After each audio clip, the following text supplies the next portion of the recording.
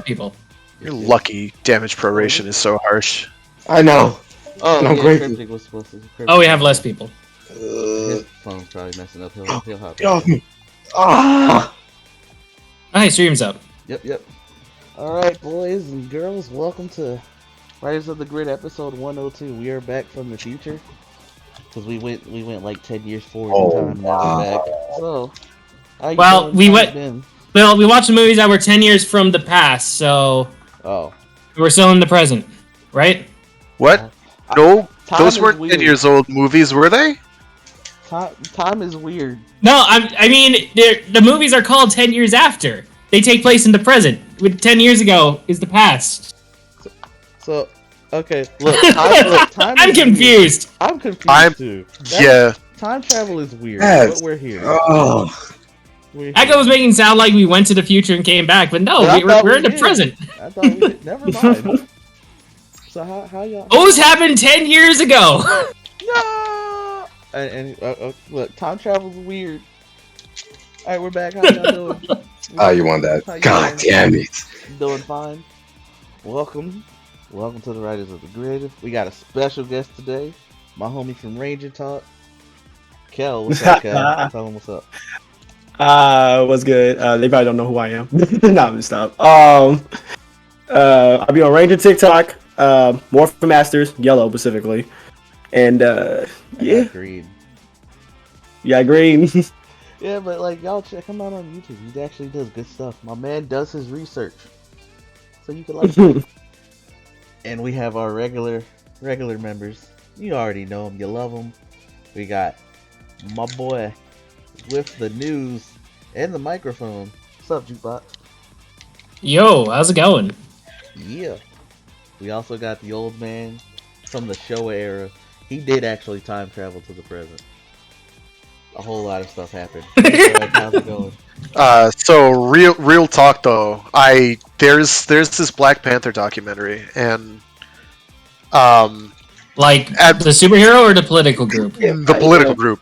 Okay. Sorry, I just realized that could be confusing. A Black Panthers gosh. documentary, and there's a scene in it, and it's it's archival footage, and I am absolutely in that. And yet I do not remember being in the location that they were at, but it is clearly me. Oh, So time travel, may not have done it yet, but I will. Nice.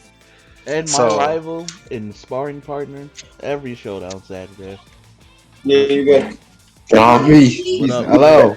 What up, Clank? I'm getting my ass beat right now.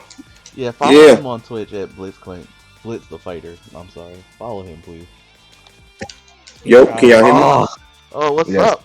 And our Yo, other special I can hear guest, Our other special guest. Which one is on? What's up, Cryptic? Fellow member of Ranger Talk. What's up, Ranger. Cryptic? How you leave me doing? alone, Frank. You're dangerous. I'm dead. He's struggling All with right. his Jeez. Damn, both my headphones are dead. oh, there it is. Sound difficult. It's okay though, Cryptic. We're glad you're here. And now that introductions are out of the way, let's hit the news. Yay. Yeah. All right. Yes, sir. What to do news about first? Well, we'll hit I mean, obviously there's the we scans, can but say the I rumors don't- later. The ultra rumors. I don't know if that's no. That's oh, not you got Ultra rumors? Yeah, we I haven't can- seen any Ultra rumors. Yeah, we can save those. I can't hear nothing. What? All right. Well, for lack of finding anything else, we got early scans for Avatar Sentai Don Bravas. Yes. We got mechs. We finally have mechs, Like, or they actual look like team mechs anyway. Yes. What are they called? Robotaro forms. I like them. And there's one for each of them.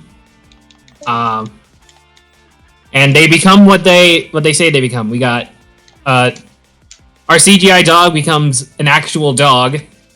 Our Sonic character dog becomes an actual dog. Our lanky bird becomes an actual bird. Oni's sister just becomes buff like an Oni, and then Saru Bro actually becomes a gorilla. He goes from it looks like a gorilla. He was a monkey, now he's a gorilla. So upgrades. I And then like finally we have Don Momotaro himself, who goes straight samurai. So I like they it. look cool. I like them. Mostly red, yellows, and blues. Black and pinks are they're fine. You know, they become the animals that they're supposed to be. So Yeah, they're good. I like them. Granted, hopefully they actually put the CGI budget into them this time. Now that they're now that they're mechs and not Hopefully. just little dudes. Yeah, because their mech sequence in the first 2 episodes were pretty tight. that Yes, that is true. that's where all the mech. That's where all the CGI budget went in. Sure Bros, is seems the mech that way. fights. I believe it. Like I'm extremely critical of CGI, of Sentai mech CGI, and this stuff was actually pretty acceptable. Bro. I'm curious if obviously blacks and pinks are going to be CGI. I think blues is too. I'm not sure about yellow and reds because yellow and reds looks like they could be actual suits. Yellow's definitely looks plausible. Reds, there's something about the proportions that makes me think probably CGI. But blues, I don't know. Hey yo, I don't know what's going on. I can't hear nobody. Oh no! All right. So That's Is there like a permissions thing? no, he can talk because Kel. It shouldn't be a Um, permissions Kel can thing. hear. You can I hear him. everybody else. I can hear. Right, we can hear him, but he can't hear Yeah, us. yeah, he can't hear us. Yeah, Cryptic, we can hear you. Oh, yeah, he can't hear us. Okay, I gotta take that. Yeah, you gotta type it. He can't hear us. All of Technical them. difficulties. Yeah. All right. While we're sorting that out, just to finish up with the robot Toros. In future, it was teased also that they will combine into something known as Dawn Oni Taijin. So we don't actually see that; we just kind of get a silhouette. But Right. they're getting an actual mech. This is their own legit thing. Finally, it took 2 months, but we're getting one. Huzzah! Right. I mean, I'm glad.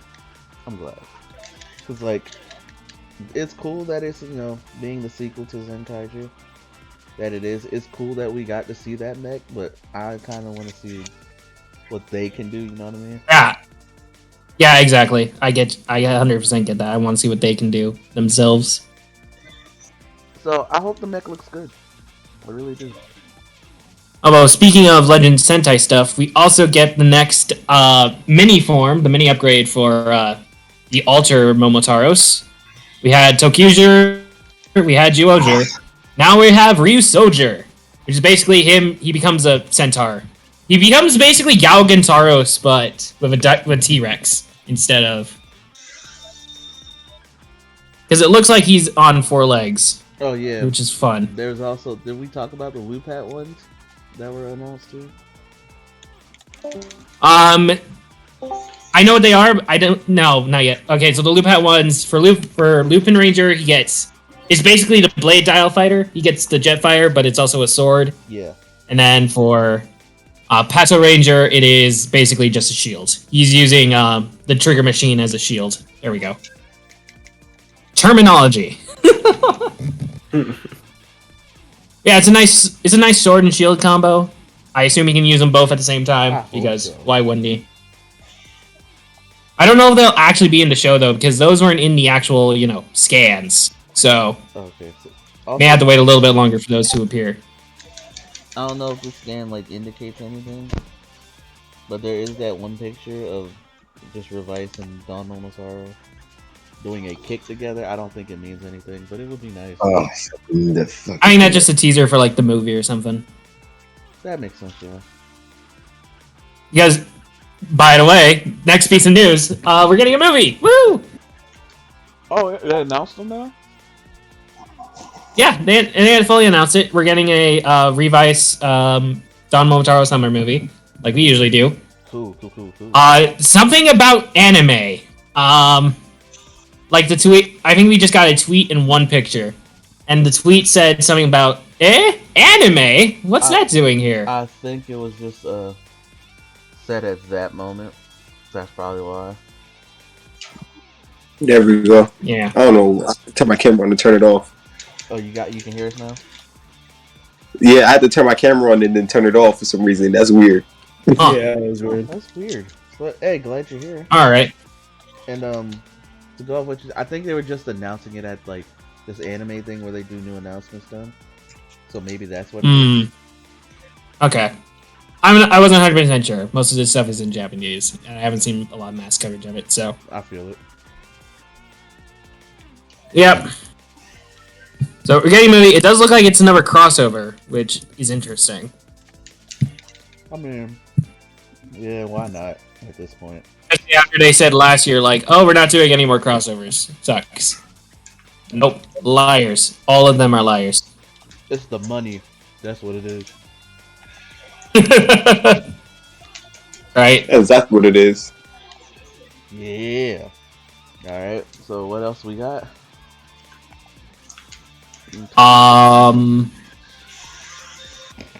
I got another. I don't know if we. How deep do we want to go down the rabbit hole? Or How deep is the rabbit hole? well, it's Playboy. That happens. It wasn't just Majin. Turns out it was a bunch of Sentai heroines. See what he did there. Oh, Kami wants to know if we need a fourth. I appreciated the punstery there, done. You're welcome. You did it. I mean, if you want to jump in, that would be cool. Just Yeah, we could use a fourth. Feel free to hop in. so I can't join him, unfortunately. Oh, you did I don't have it! the Yeah, floor. 'cause that All right. will lag out. Yep. Well, I won't. oh good. It's not lag. It's just I go too fast. Yeah, Dunn is on the 5. He's superior right now to us. Yes. Sure. God damn, you should have already said I earlier. got so lucky there. I got so lucky. So I guess you can shoot Renko whenever you get a time, Yeah, I will. so we can have. Do we want to switch to 2v2s or? Yeah, sure. That's fine. Okay. All right. So my jeans in Playboy. So Yeah, that's a thing that happened.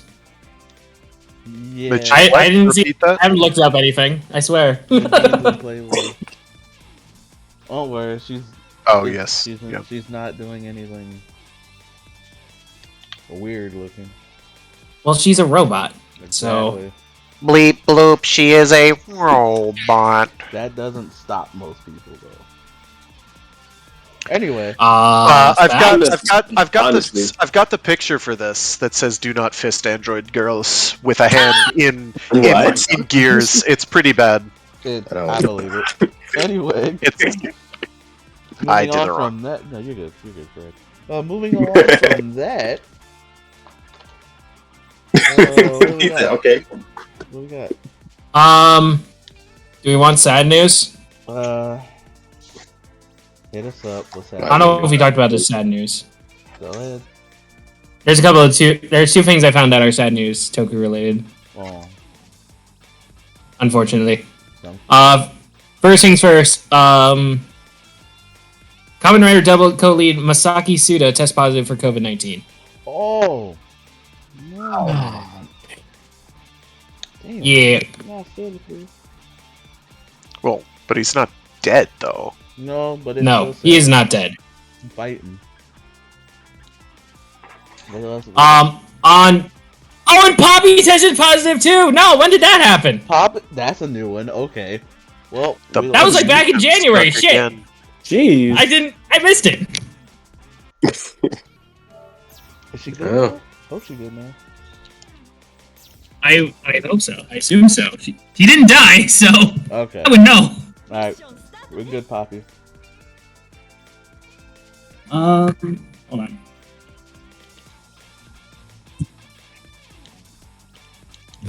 Okay, I got that. Okay, now for the actual sad news.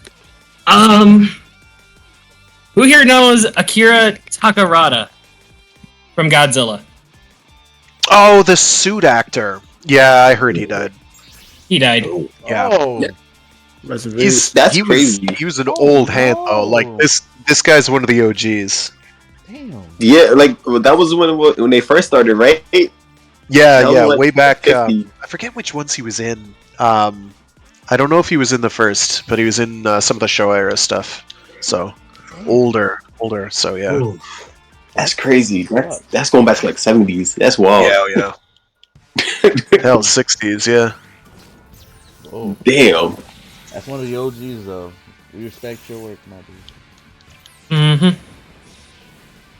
He actually was still acting. His final film, If Cherry Blossom Disappeared from the World, is slated to be released in April 1st. So, he was still working.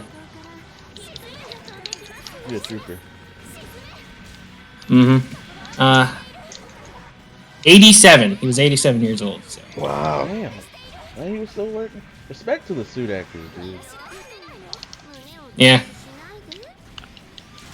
Respect. We salute you. Rest in peace. Right.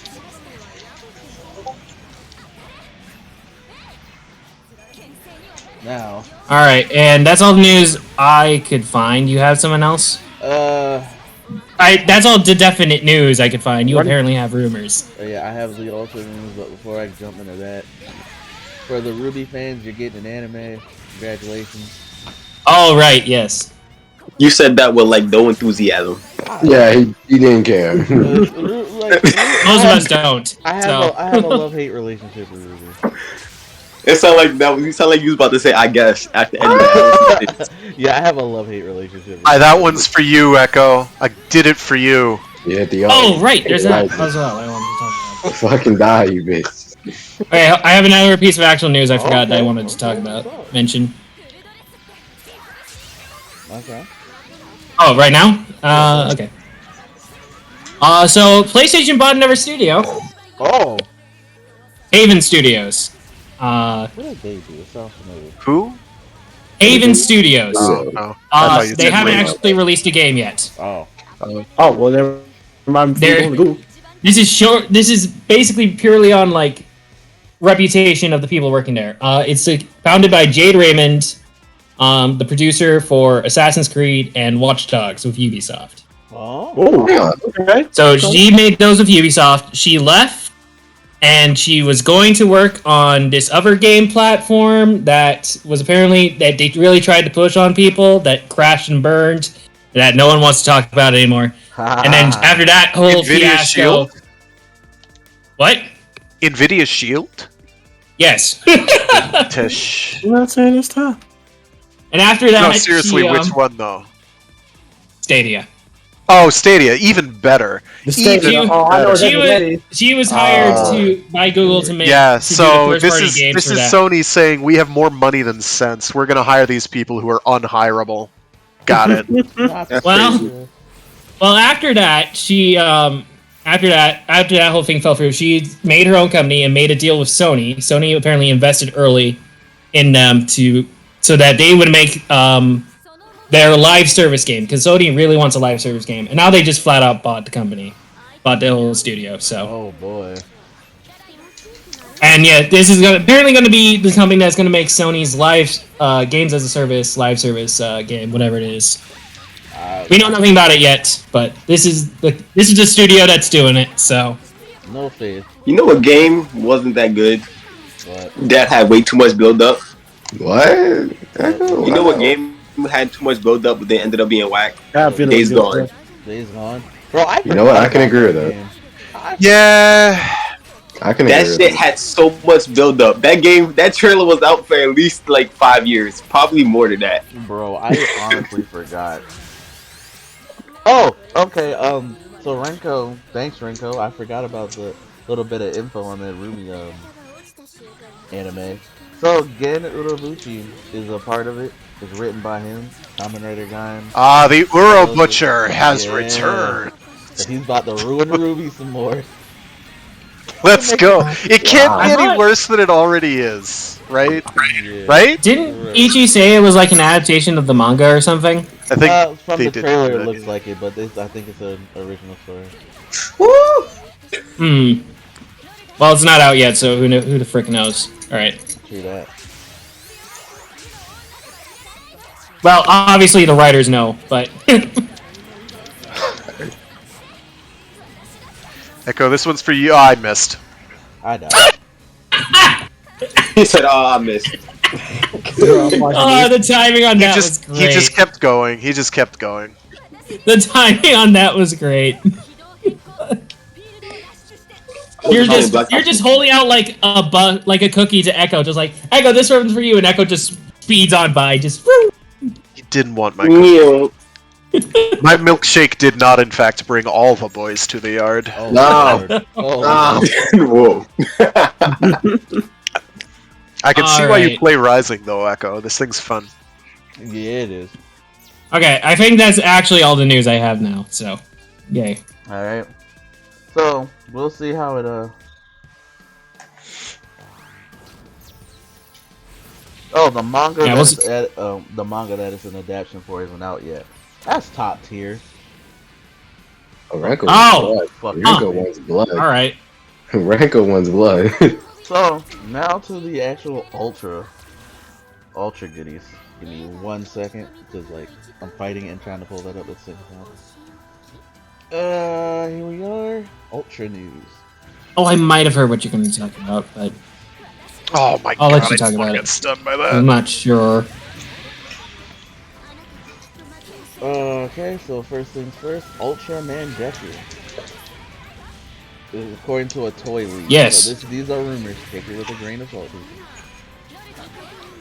I'm getting bodied right now. The main character's name. To where? Shut the fuck up, please. Oh, we have Blaze now. Oh, and then he went away. Yeah, Blaze is. Wow, he left already? Jeez. Normally he waits like Oh, he's back again. he waits a couple seconds before he Yeah, dips. he waits till I die first. Then, Hello? Blaze, we hear you. Yes, Blaze. Blaze. That is the Alright. mascot, ladies and gentlemen. here. Blaze. Are we doing Gundam? Yes. Yes. Would appear so. Alright, cool. I would hope you guys forgive me one thing though. I will have to be a Wi-Fi warrior today, so. So when are you not a Wi-Fi? Blaze, you may as well not be here then. I usually do wiring, you goddamn clown. Yo, we gonna Wow. fight. Wow! We finna fight, mascot. Wow. Did he just come here with fighting words? Yes, he I know. did. Is that legal? I get the guy who can't actually fight him right now because I don't have the game. Nor Oh. even if I did, I wouldn't be able to play you guys because No, I I have a mean, 5 Is force. Echo not the Red I think he'll Ranger? be able And to. then Don't I think is he'll the be Red able Ranger I'll not fight him usually for the you. clown? I'll fight him for you. The Red Blaze, Ranger are you is claiming usually that you're the clown, 6th okay? Ranger? Huh? Are you claiming that you're the 6th Ranger or the Mega Black in this scenario? That's what I'm saying. Oh no, Echo is the Red. And as we all know, Red is always the clown of the group. Yo! Excuse me, bitch? Not I always. know that that's true. Oh, In give me fact, an example, right? I would argue, I would contend that that is not true frequently. Yeah, Make a Blaze. Red, like Car Ranger. Oh, wait, okay, to be fair, Car Ranger, the whole Blaze, team is shut up. stupid. Shut up. God You damn it. shut up. God damn it, Blaze. I don't know, man. Shut up. This is actually something I want to save for the discussion that Echo has planned. So never mind. Oh, Thank okay, you. what are we talking about today? Shut up and wait. Alright, anyway. Right now we're doing rumors. Sorry, that was the mascot. Aye, You already Red know how Ranger. it goes. So right now, the main character's name is allegedly Asumi Kanata. The main suit is orange and black, and I'm not talking about like the ultra suit, but like, you know, the uniform that they wear. And it seems to be, Okay. again, allegedly, 10 years after Trigger. Oh, really? Allegedly. Oh, no, I read the same news. I don't see that part, though. I was wondering when this take place. So This These is are rumors, Blaze. this is rumor mill, so it may not be confirmed. yeah. Yes. Well, they have to figure out the reason Yo, Trigger not going to be there. Echo, But please fight the This one XCM. guy has I'm trying. had a fairly decent track record from what I know, so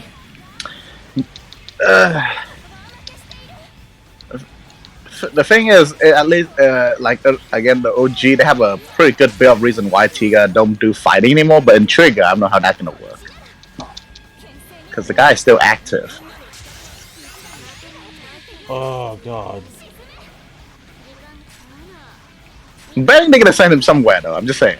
I'm betting they're going to find some bullshit reason to send So, him somewhere. the Ultra D-Flasher, from what it's called, can read up to 500 sounds. And there's a black 500 D-Flasher. that's excessive. Well, it's Ultraman Well, Akari in charge, so, you know. Plus, Ultraman usually don't use a lot of different tools, so to say. They usually use one toys only, Oh, I didn't. Oh, so they don't Alright, have other. so you're basically reading the tweet that's in what Yeah. Tokyo spoilers? yeah. Here, I can read that while you're focusing on actual Sorry, playing. it's tough right now. No, it's fine. It's the Exia, dude. So Ultra D Flasher, Black Reflasher with a grab on the back. Insert card. So he's using cards. On the side, pull the lever back. Crystal appears. Frag Yada it yada blah out. blah. Flesh button activate. Blah blah toy details. Fuck, I ran out. The cards have a barcode on them, which basically means he's Decade. Alright, good to know. Or Ryuki before him. And there are Or the Ultra Blade? Connection cards. The Ultra Actually, Connection- Blade might have used like a magnetic strip. I don't remember now. But there are I don't. It doesn't matter. Ryuki Card had like gimmicks a are done. Or Kinda like used. Yeah. Ryuki kind of had like a bar like punch hole kind of system on it, if I remember correctly. Oh, not they sure how were- blades work. Okay, Alright, so then, it's punch cards. they're Back- fighting. So that's a Spectre relic watching. from my era. So kids today don't understand what computers were like. So back in my day, Dial-up. Hell no, they don't. We have enough back of in those my cards. day, we didn't have like floppy disks. We got those eventually, but we had like punch cards Oh. with the program, and we had Right. books filled to do our programs. It was an experience. Like running a program was a whole thing. Yeah. Like, Done, I'm And- spectating. I'll take back over. don't know how easy you have it. We had 100 kilobytes of memory, and damn it, that was a lot. So besides, god damn, Grandpa Phil, shit. Anyway, Grandpa. Besides the Ultra, card holder Let's comes have with this. Mercurus, Wyndham, and Agira cards. Card 1 comes out 0, Zet, Original, Belial, Savenger, Sufia Zaris, and Sufia Gormora cards. card two. I will butcher all these names since I, got didn't you. know I got you. anything. Man. I'm spectating now. Card 2 comes with Decker Miracle, Zed Primitive, Russo Flame, Buru Aqua, Giga, Tiga, and Monsagar? Card 3 comes with Trigger Sky, Trigger Power, Orb Origin, Juggler. Yeah. Yeah, just Ugh. Sophia Megaloza, Ew, that's second form. disgusting. Sophia. Official Binder comes with 0 Beyond Atrocious, Shining 0. Ultra Dual Sword is his main sword. Can transform from trigger mode to decker mode. He has a gun. maybe it might just be a reference to Ultraman Trigger. We don't know. Both cards in the Guts Hyper keys are readable, so you can read both the cards and keys. Okay. Blade is used to slash. Cards mix read. Also possible combo moves. Yada blah blah. Hyper keys and certain portion of the sword. Yep. I mean, it sounds like he has a gun. It goes into a trigger mode. So, Right, Ultraman trigger, clearly. I would think, based on context. It sounds like it's. Outside rank. I mean, if he does, Either that or he just gets triggered, you know. It's upside rank. It's what if, he had, possible. what if he had one of those barcode readers? I'm And it just could saying. be that he's got a gun. Dan, I'm not doubting you. I'm just saying it could just be a trigger reference, just because. They're Surprising, trying to find Ultraman a Trigger trigger. did not, in fact, have a gun. So, at least in his Ultraman form. So, Thank God. For which we were all inordinately thankful. Inordinately? Yeah. No, rightly thankful. Yeah, We were 100% well within our rights to be upset about that. we all let out a sigh of he had a bow and arrow. He had a projectile thing. It That's just wasn't fine. a gun. Bows and Yeah, arrows bow are and arrows fine. because they're Those are legal. Guns are not. gonna take Strict land of light gun control laws. He also had a giant pair of scissors. So, For some How's that? reason. Yeah, those weapons were lame. They I were. like the sword and the arrow. No, but I don't know why actually like the scissors. bow because the bow was like dual blade. Anyway, The bow worked, but the scissors almost worked. But then again, I also didn't like Orb Caliber, which I know Blaze did. I don't like orb. Wait. anyway. How do you Anyway, take that that's thing? it for news. I didn't say I hate it. I said I don't like it. How do you There's not a like difference, Blaze, Because it is in a magnitude. sword. It is a sword with a giant circle in the middle. Yeah, it's Simon, dude. Anyway, Yeah, all right. it's literally Simon with a blade.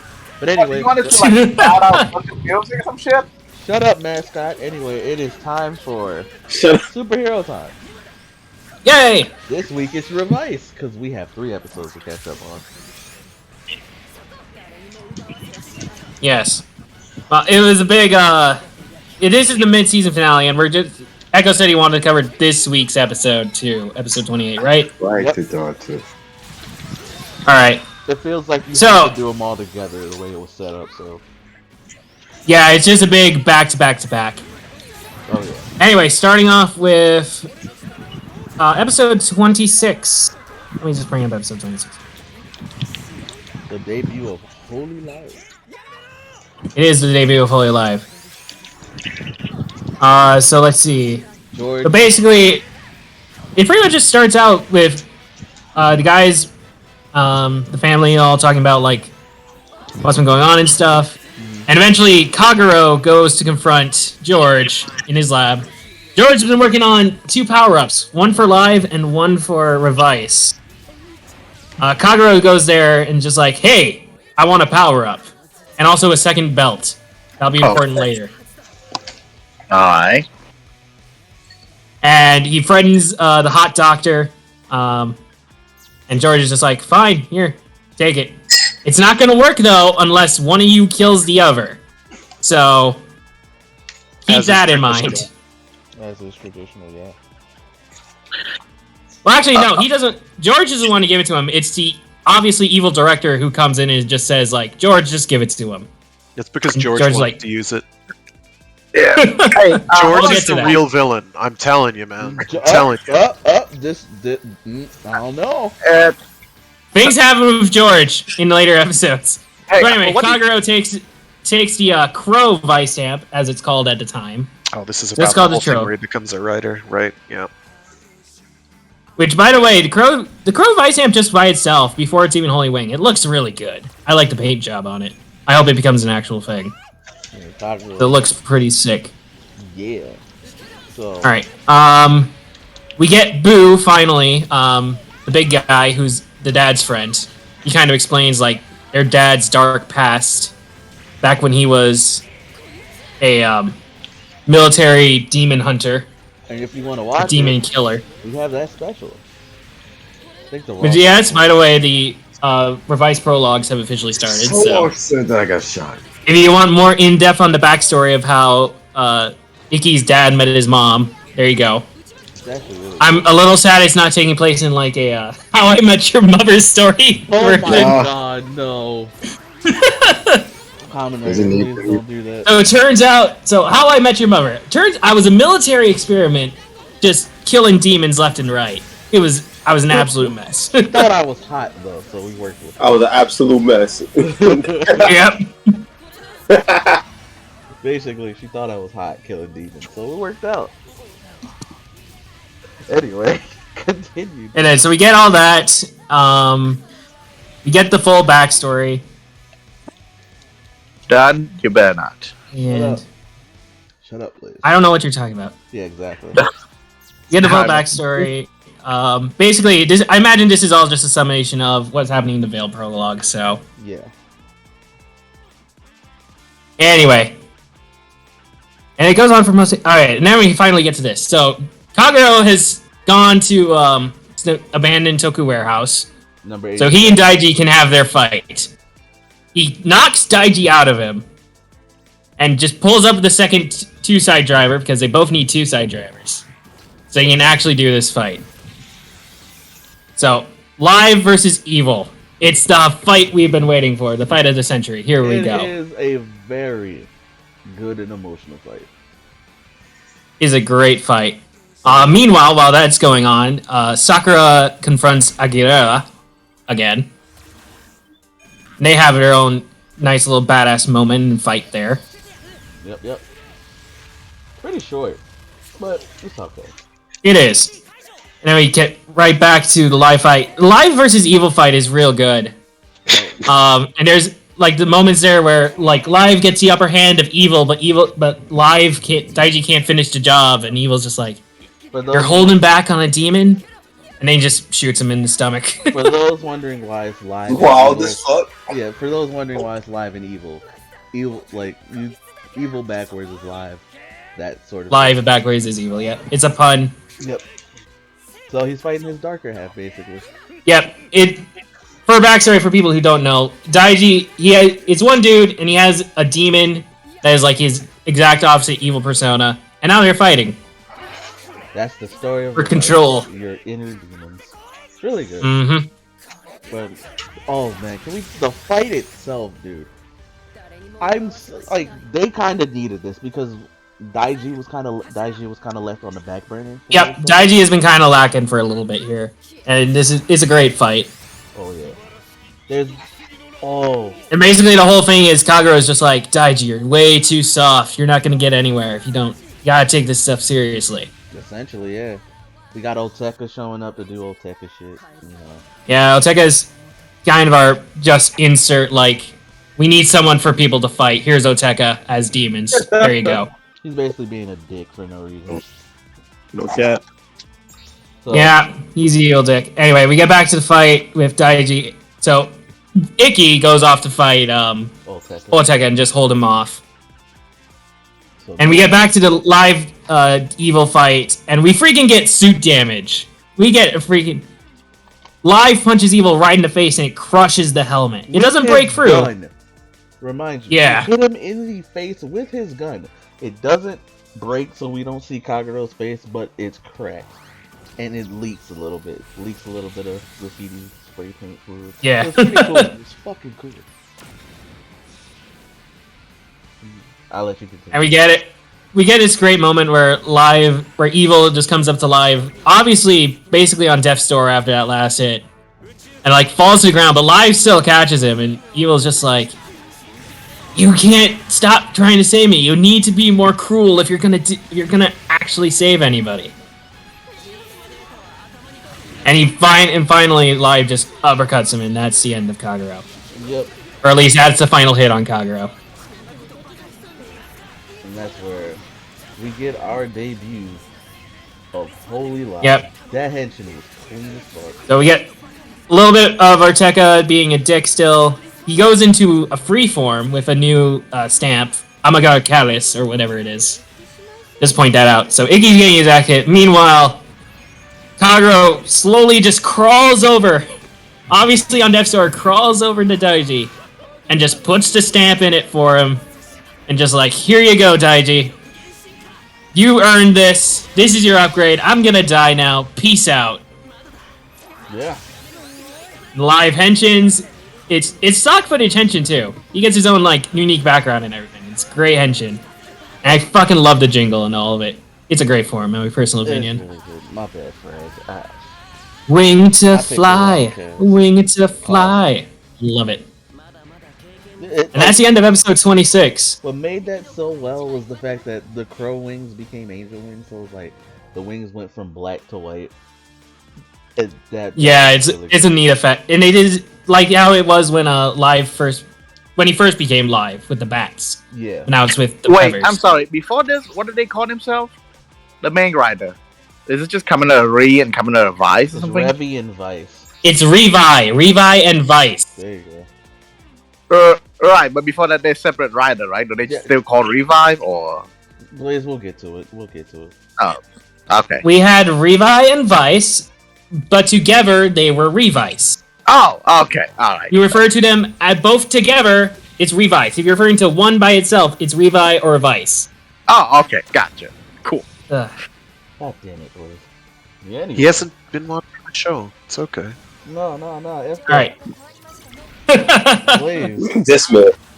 I mean, I haven't been watching the show either, and I still knew that, but you know. Exactly. All right, so 27 But it's okay. picks up right where that left off, and we get Holy Live's first fight. And it's freaking awesome. That man is like literally disappearing between the wing effect. It is fucking amazing. It's a really good fight. I'd show it if I it love it. wasn't He's for, you know. flying around everywhere. He just beats the shit out of Oteka. Because that's just kind of Oteka's job now, is just being cannon fodder. As he- Sucks to be Oteka. Fuck Oteka. Mm-hmm. But he gets his belt knocked off. Oteka pieces out and leaves the belt behind. And the belt just flies in the air and is just like, so yeah, you guys know you're not winning this, right? Like, all the demons you kill just means GIF is getting more powerful. So, final boss is beginning to wake up, which is bad. Very bad. And as he's doing that, Vice begins to act up as well. Vice goes berserk. Daiji doesn't have to worry about his devil anymore because he just killed his devil. Sucks, Kagero. And then Sakura doesn't really have to deal with it either because it's Lovekov. Lovekov tries going berserk, but Lovekov it's just a big plushy snake. It literally punched the wall. It's adorable. It tried to punch the building down, just like go, and it just can't do anything. But Vice on the other hand is actually dangerous, so yeah, kind of a problem there. Vice is going on a rampage, fucking shit up. Thankfully, Daiji and Sakura are there to double rider kick him out of it. So huzzah! Huzzah! Last scene. What's up? And George finally gets the Demon's Driver back. That'll be relevant for later. Huzzah. Again. Huzzah! So much huzzahs. Alright.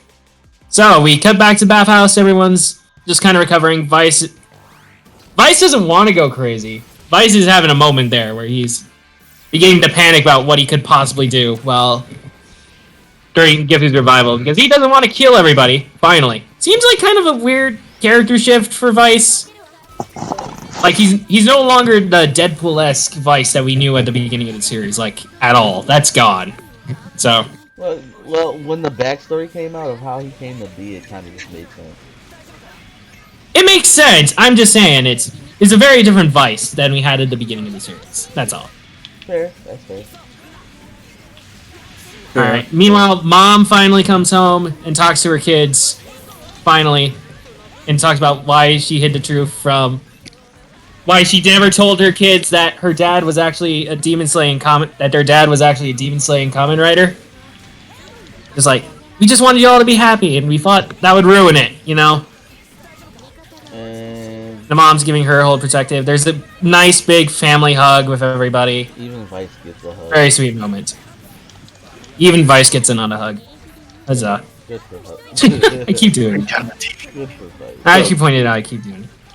And there's also a great moment where, after the hug, Sakura is asked, like, alright, I'm hungry now, let's go make dinner. And Mom is just like, sorry, Iki told me you already ate like 10 minutes ago. Like, I'm still hungry. Just nice family moments.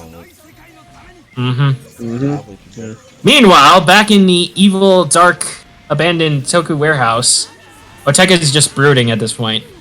We get his more of his flashback of him just being kind of a dick, and also being abused by his dad because he was kind of a dick. Ugh. Bro, But Oteka is that kid who's just like, I'm smarter than everyone here. School doesn't matter. I'll teach the teacher and all that. Bro, I am not going to lie to you. That backstory threw me off because, like, I didn't expect Oteka just to be like some gifted kid, and like because he was so gifted, he didn't really give a fuck. So like his dad was abusing the shit out of him, smacking him in the walls and shit. Had his hand on his throat while Oteka's just sitting there looking at him, uninterested. I'm Yeah. like, golly, man had it bad for a minute.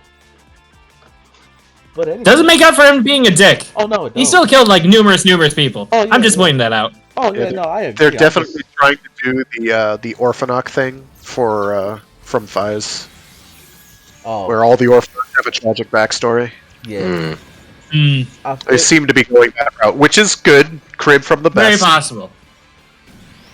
So we get that scene with Oteka. Meanwhile, Gif is finally reviving. Like, Gif is awake and he's grabbing a bunch of he's producing a bunch of tentacles and just starts eating people. Just absorbing them into his coffin body. And presumably they are dead. Yep. Wow. People are dying. Thankfully, George is fine, though. George is there at the scene, and thankfully, George is fine. He got there late. Hey, and Bro, the English. Gif just kind of like pieces out and just teleports away. Oh, okay. I'm sorry, it's just funny. Nice. Oh, one thing I forgot is after the nice happy family moment, because this will be relevant right now. After a nice happy family moment, the other family came in, who's actually the Weekend, and they just tasered the shit out of Vicky. Just taser straight to the face. They just the fuck out of there, man. I'm like, golly, why can't he eat dinner? So we cut back to Icky, who has now been chained to a wall. Just so he doesn't. Him and Vice, I guess, just don't break out. Yeah. So, Icky and Vice have a talk about like trust and belief in him, yada yada blah blah. And we finally, Icky and the rest of the family meet the Weekend, and all the secrets of the Weekend are revealed to everyone else. Before or after facial surgery? A little after. Too Who's soon? Too soon. I totally got what he was going for. It's just, got it. That one flew over my head, I'll be honest. There's this musical artist named The Weeknd without an E. Echo, did you just shot me in the back? Oh. No. Okay. I shot you in the back. Not on purpose. You just kept moving forward. And he had a plastic surgery job that served to make him look a lot like Robert Zadar. I don't know if anybody remembers that actor. Or Fancy Squidward. Or who? Fancy Squidward. When he got slapped in the face with that door. Oh. That's the SpongeBob episode. I'm sorry. Let's continue. That's me. He did a whole SpongeBob episode. Anyway, The Weeknd. So basically, the Weekend and the Weekend just kind of explains to everybody like why they exist. Like we're just against Phoenix because Phoenix is not trying to save humanity; they're trying to revive GIF, which is true. But we'll get to that. Oh yeah. And the Weekend is basically like, why don't you guys just work for us? We can't sell ourselves. That's why we have you guys to join us, and then we can take GIF down together. Together. And all that jazz. Teamwork makes the dream work. Yep. And they get an alert from Oteka, and they're like, oh shit, we gotta go stop him. And so all three of them start to roll off, but then Daichi gets tased in the back again. Icky. I mean, not Daichi, Icky. Icky gets tased in the back again. Just like, damn, Icky can't catch a break. Unfortunately. So we cut to the park, and once again, Oteka is killing people with stamps, which summons GIF, because of course it does. You get a nice, sick fight with Sakura and Daiji against a bunch of random monsters. Basically just holding them off, trying to get to Oteka. Meanwhile, we cut back to Icky, who's been re-changed to wall again. But now Vice is beginning to break out. And eventually he does. Vice goes berserk and he breaks off the wall. And then he shows up at the fight a little later. Oh. Yeah, but basically right now. We also get a little scene with Aguilera just following the floating Gifu rock around, just like, Gifu, please choose me. I want to be your wife and whatnot. Basically, why don't you love me? And the rock just ignores her because it's a rock. That motherfucker said, what the fuck you gonna do to me? Damn, that's a rock! Mm-hmm. We get last scene, which is basically Sakura and Daiji just trying to fight off Vice. Just hold him back and stop him from hurting everybody. And that's how that episode ends. Gifu's making the demons go berserk, so... Vice Yes. is a lot stronger. But really, again, it only affects Vice because Kagero is dead and Lovekov is Lovekov. Lovekov did try to punch a tree in this episode, so... Lovekov is a plushie. We don't expect anything from the plushie. Well, that plushie can also turn into a bazooka, so... Yeah, be careful. Until it Plushie does. do what now? You haven't been watching the show, have you? Of course, I am finishing like Saber. Well, do that first. Talking about Gene's demon, it turns into fucking weapons depending on what vice stamp she uses. Yes, Oh. that was the... What? Okay. Yep, that was the joke. Next episode. Episode 28, the one that premiered yesterday. Or today. Current episode, baby. Oh, Yes. It's just really good. We gotta talk about it now. So, we start off with still them fighting. George shows up with Vice's new upgrade. It's not quite finished yet. And George has this awesome moment. And he's just like, I found the secret so that we can get both Icky and Vice out of here. We can save them all, and that's what I'm betting on. So this is George's definite hero moment. He like tosses it to Daiji and explains what to do. He's like, use the Thunder Gale to stamp him, and that'll save both of them. Hopefully. And what does he say here? What I'm betting on.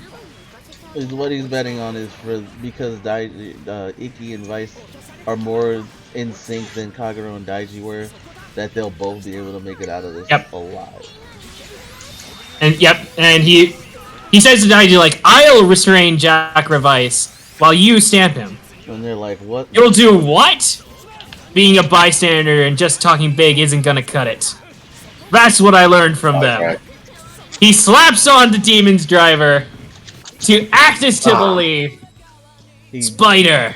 He becomes Kamen Rider Demons. George is a Kamen Rider. It's about damn time. Doesn't mean he's not the villain. It just means that he's lulling them all into a false sense of security. It's pretty clear. I'm going to trust Ikki and trust George for right now. That is a Vice reference. Yes. God damn it.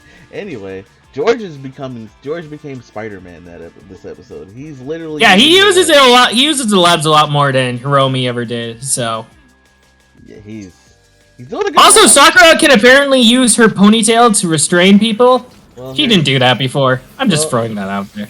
Well, her head is a cobra, so it makes sense. I guess.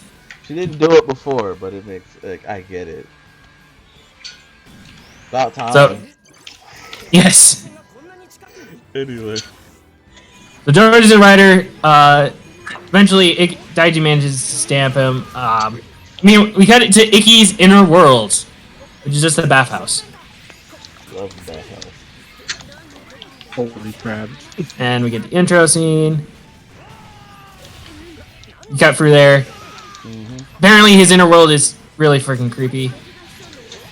His family's there. They don't care. Yeah, they're ignoring him. So he meets up with Vice and sees demons taking a bath or something. But anyway. He has a very, very weird inner world. Agreed. So while that's happening, meanwhile, you cut back to what everyone else on the outside is doing. It's those three versus Gifu.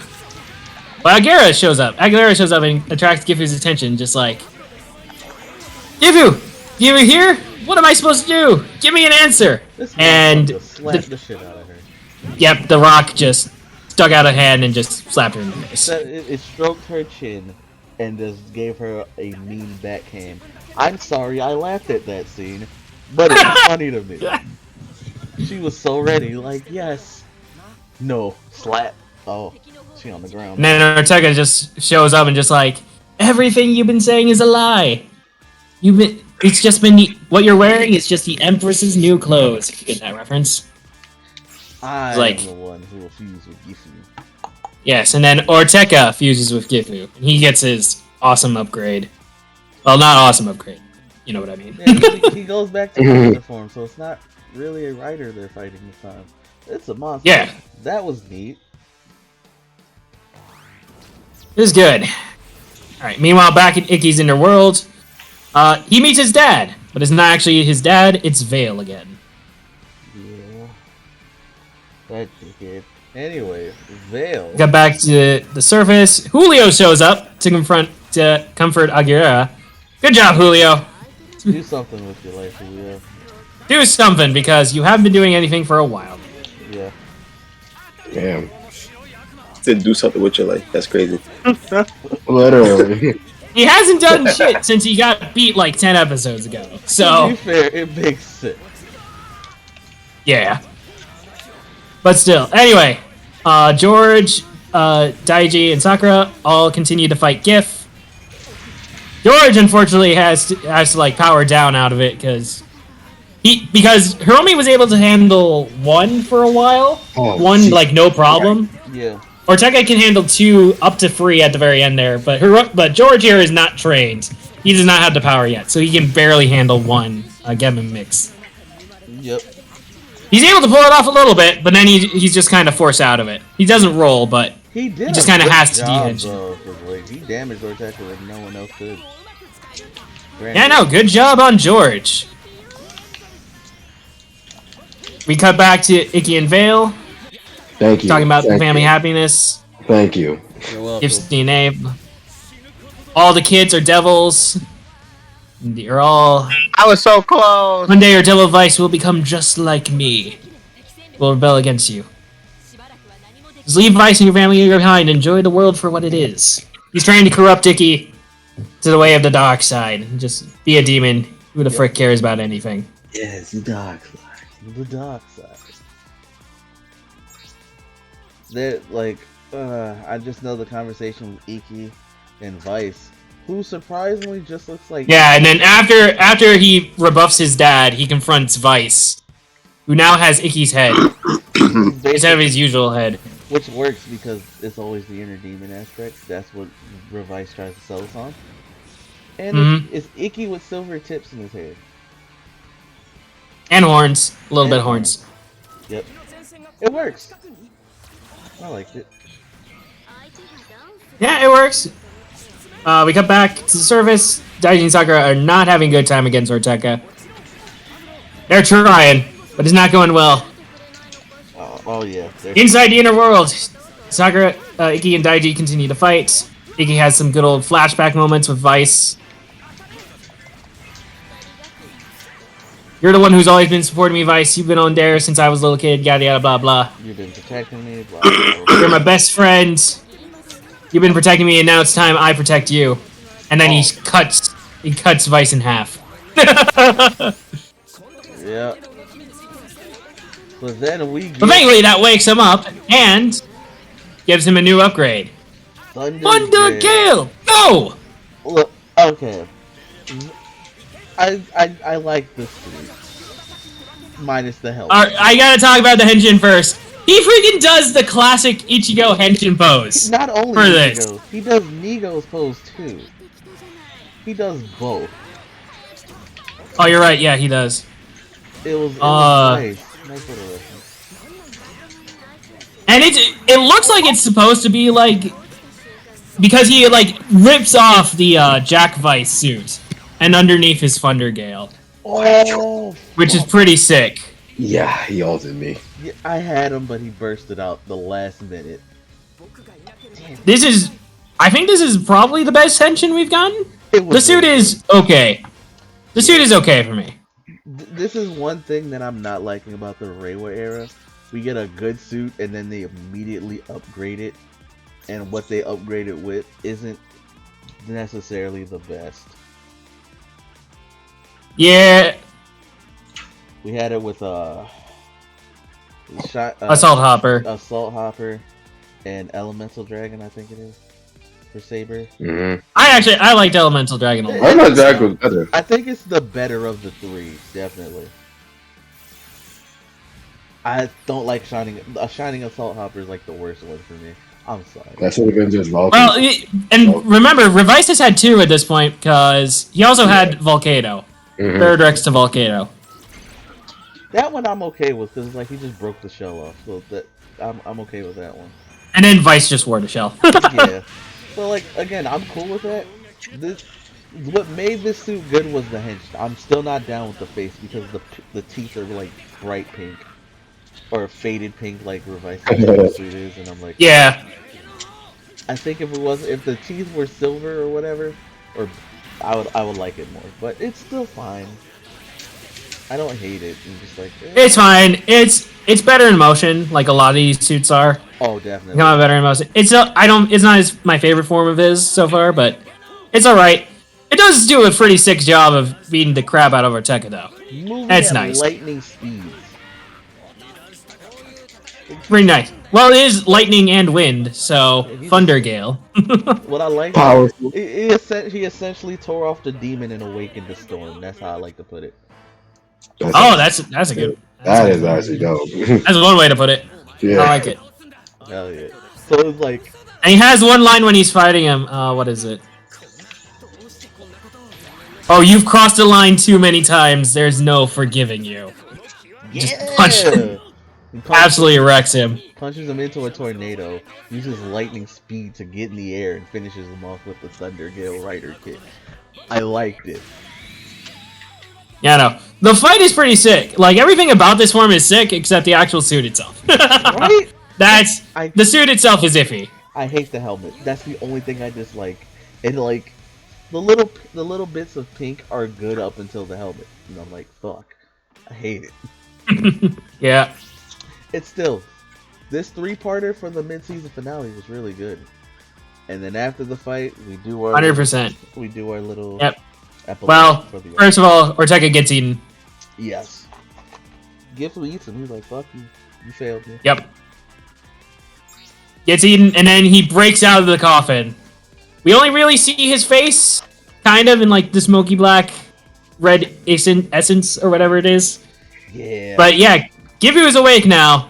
Our final boss is here. Which and then bad. he casts triple meteor, then bats, then meteors again, and then bats, and then some fireballs. Or It's not he just Dracula. pieces out and just leaves. God damn it. What is a man? A miserable pile of secrets. Gifu's gonna awaken chaos, and now we gotta go journey and kill chaos. Oh, that'll be easy. How hard can it be? So there. Alright, so Gifu's alive now. He kind of just pieces out. Just goodbye. Dawn of the Monsters came out. Shit. Agira is still sad because they wanted to be his wife and or get eaten by him. But it's fine. He's okay. And they bust out, and Vice has a full body. I don't know if he's connected to Icky like he was before, but it's just Icky and Vice as two separate people again. Finally, it's been a while. Yeah. Although Icky's acting was good with that. Like, shout out to the dude who was doing that. He did a good job. Mm-hmm. But yes, epilogue though. Right, because you shot Blaze. Yeah. So George heads to the weekend base and tries to confront his dad. His dad's like, well, no, Sakura is like, it's about time you made up. We need father and son to work together to take down GIF. And George just walks away.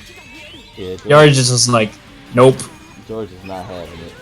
To stop being an idiot, stop working together. Fuck you, Dad. You didn't tell me you were still alive. I'm done. He's like, motherfucker, you lied to me. Thank you. You're welcome. So Wow. yeah, that's what happened. So Sakura is still working with the weekend, though, from the sounds of it. Yep. Daiji is still working with Phoenix. He's gonna be the inside man, kind of. I'm going to. What did he say? That line was really cool. Something about the rotten core. That's it. Oh, but here's the thing. He looks at obviously evil director. I'll completely get rid of this organization's rotten core. I liked it. Just staring directly at the obviously evil director, who is obviously evil. He's gonna be something. Is that okay with you? And then Daiji just walks away. And then he's just like, oh, how reliable. And Skull. Nice time. So yeah, I really hope Daiji kicks the crap out of that guy. I hope so. I hope Sakura gets a power up too.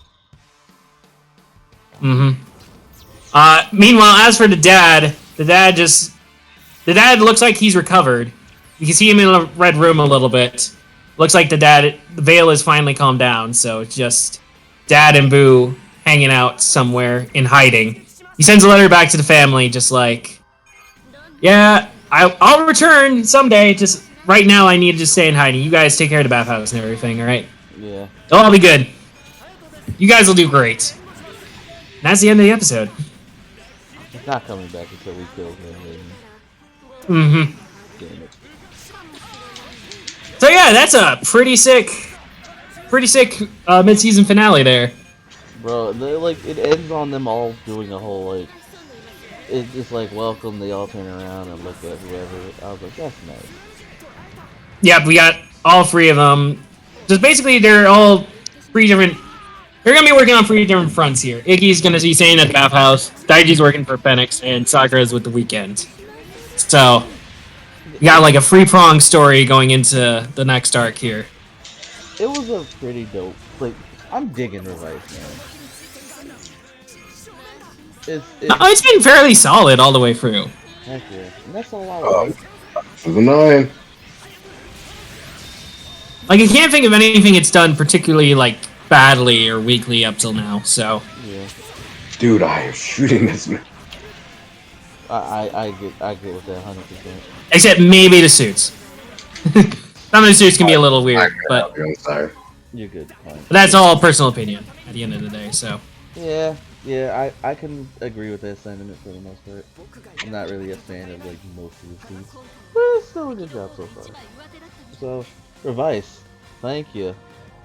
Thank you. Sick mid-season finale. Alright. And with that, we got one more for superhero time. Dun dun dun brothers. Yeah, episode 3 of Dawn Bros. So we get to know our Blue Ranger a little bit here. Yeah. Blue Ranger has a house, but he doesn't have a job. He's called a professor and he just gives advice to people. For food and other things. And apparently this house, because he doesn't have a job. Yeah. So that's... We got our Blue. Man, And so my man's he's- living. some guy comes to him like, I have insomnia. Counting sheep just doesn't work. Don't count sheep. Count Urolucon nigrotuberculatum or something like that. What the? I don't know what he told that guy to count, but he tells him to count something. Ugh. And we just get like Blue's like inner monologue about like his life and everything. Yeah. We find out how he becomes, so he just walks across a phone that's just lying on the ground, and the phone just gives him his glasses like it did for Yellow and Pink from what we saw. Yeah. So I love he doesn't have a phone at all. He just has to find one lying on the ground, just like, hey, what's this? Here you go. Here's what reality actually looks like. Well, it's because it's the Matrix, you know? Yeah. There is a solid chance this is actually the Matrix. Oh, like Lord. 100%.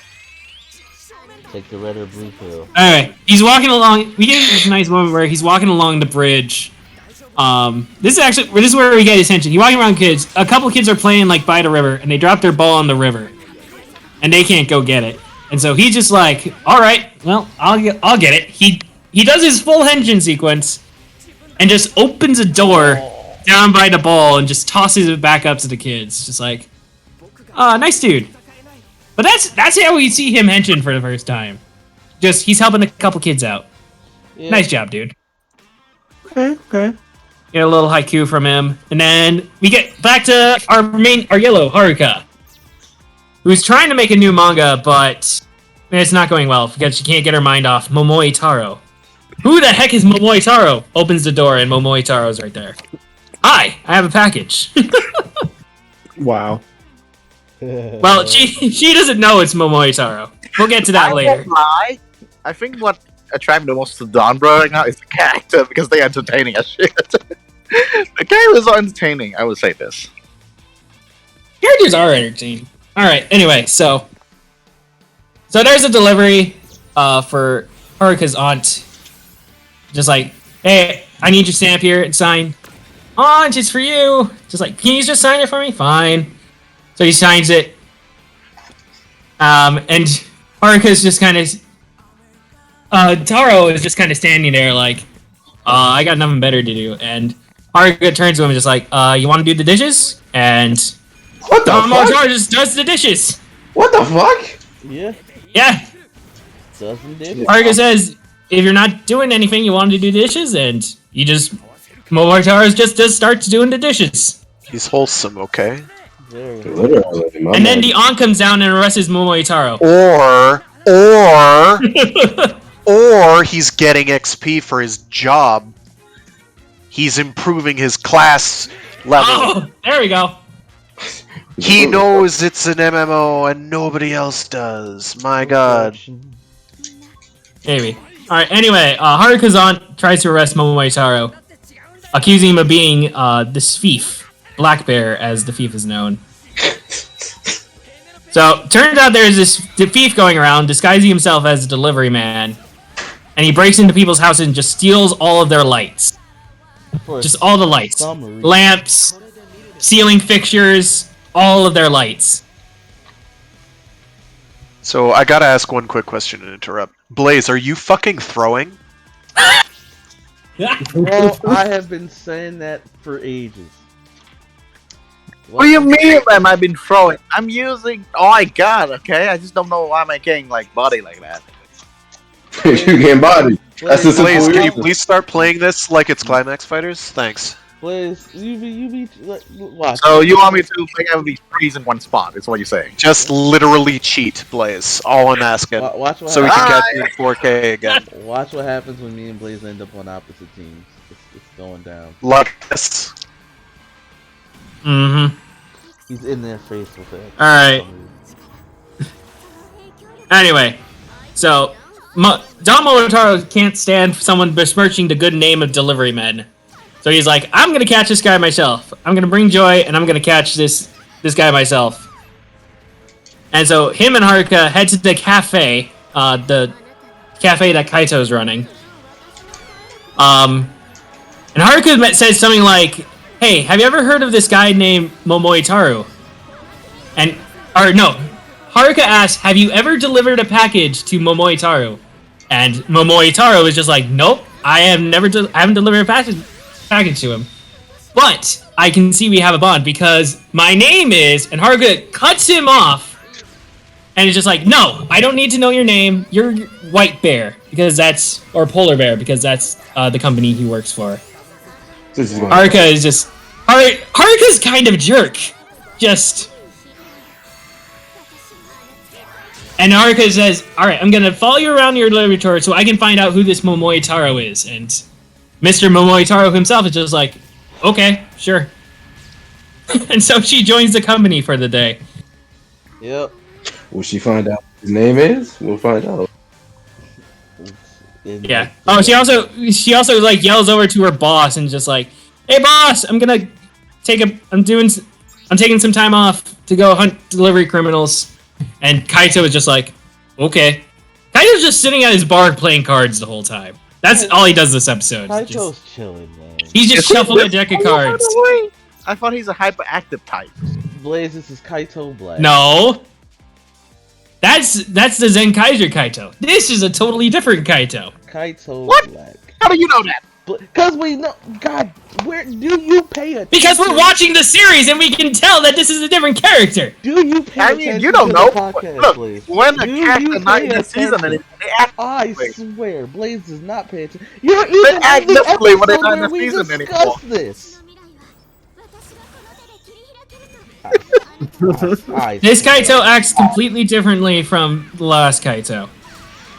Anyway, so Haruka and Momoitaro just go on doing their normal delivery things. Haruka asks if she knows a Momoitaro. No. Then Mr. Taro asks, "Have you ever heard of a delivery thief called the Black Bear?"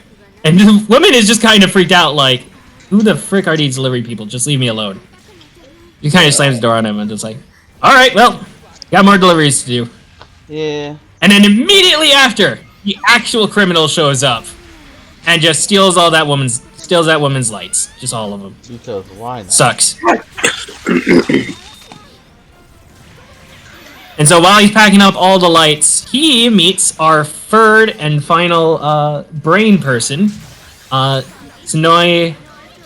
I forget her name exactly, but it's the one female one who apparently likes the way he looks. That's basically what he says. I think your form is cute. That's what you really like, all this stuff. Yeah. I haven't on your place of him dying. So, meanwhile, the adventures of Red and Yellow continue. They meet another delivery. They make more delivery persons, and the people they meet are jerks. First one is just kind of a jerk, like, just slams the door in their face and just like, "What took you guys so long?" Blah, blah, blah, blah, blah. So mean like that. And then the next one that Haruka meets in is like two very pervy college bros. Sounds about right. Bad times.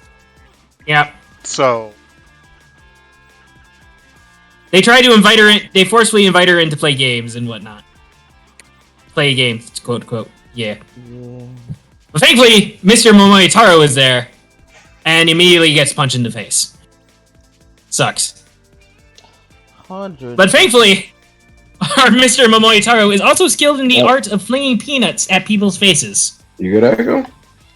So he's just lying on the ground. He just flicks a peanut at one of these dudes in the forehead, and they're just out. And Haruka thinks that she did it all because, of course, she does. Like, I'm a warrior. I can do this. And Taro just gets up, doesn't say anything, and is just like, "Yeah, are you okay?" And Haruka turns around, just like, "You're weaker than I thought." Just like, Haruka, you're kind of a jerk. I mean, I guess she doesn't know. She doesn't even know who the person she's looking for is literally right there still. I might watch the show just for Moritaro alone. Okay. Good, Blaze. And they make a delivery to our Blue, finally. And they actually deliver all his lights, and Momoitaro actually helps install the lights. So, good job there. Mm-hmm. So we get all three of our people there, and then after it's mentioned that they're looking for this thief, and immediately our Blue Ranger has already figured out all of his motives, like why he disguised himself as a delivery person, or why he was a delivery. He's a delivery person who is experienced awful things, and now he wants to spread that awfulness around, and he steals lights because a brightly lit home is a sign of happiness, yada yada blah blah. After just like hearing the name and a little bit of what he does, Saru Brother has already pinned the psychological profile of this bad guy. Nice job, Saru Bro. Nice job. He is a genius. Well, you see, he's paid attention to the NPCs. Oh, you God damn it. But yeah. So Mr. Taro goes to drop Haruka off. He does, and Haruka gets back in her apartment, and all their lights are gone. Sucks. Imagine getting your They've been hit by the black bear. I could probably put out my light until I got more. And while they're there, while she's there, she finds Momotaro's name tag, which dropped on the floor, where she finally learns the man's name, the name of the person she's been hanging out with all day. Finally learns his name off of his name tag, and not just by asking him. Yeah. Ugh. Wow. Haruka, come on. And so the next day, they're hanging out again, and Haruka just. Oh, no, they see the other delivery driver, the bad guy, driving along the road. And they start a chase scene with him. And Haruka asks, "Why didn't you tell me you were Momoitaro?" And just like, you never asked. Also, I was going to tell you, but then you said no. Then you said no. Just, you're white bear. You also said that, so Haruka, kind of a jerk. So, they start a sick chase sequence with the black bear dude. But Don Momotaro can only go so fast because some of the packages he's delivering are fragile. You can't break them. And so what he does instead is he pulls out his gun and turns into the little robot. While he is driving on the road. And he has fragile packages. Yeah, man, so he pulls out the gun and sends his soul into the tiny robot.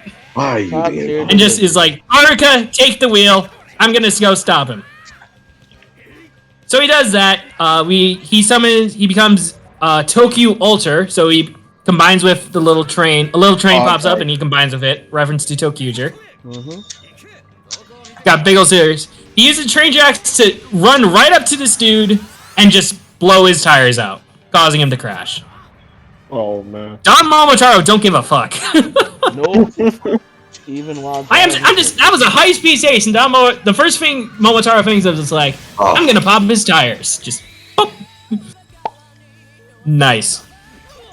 And so we get the awesome fight, we get tensions, and he says, Don Momotaro specifically says like, I'll step the palanquin this time.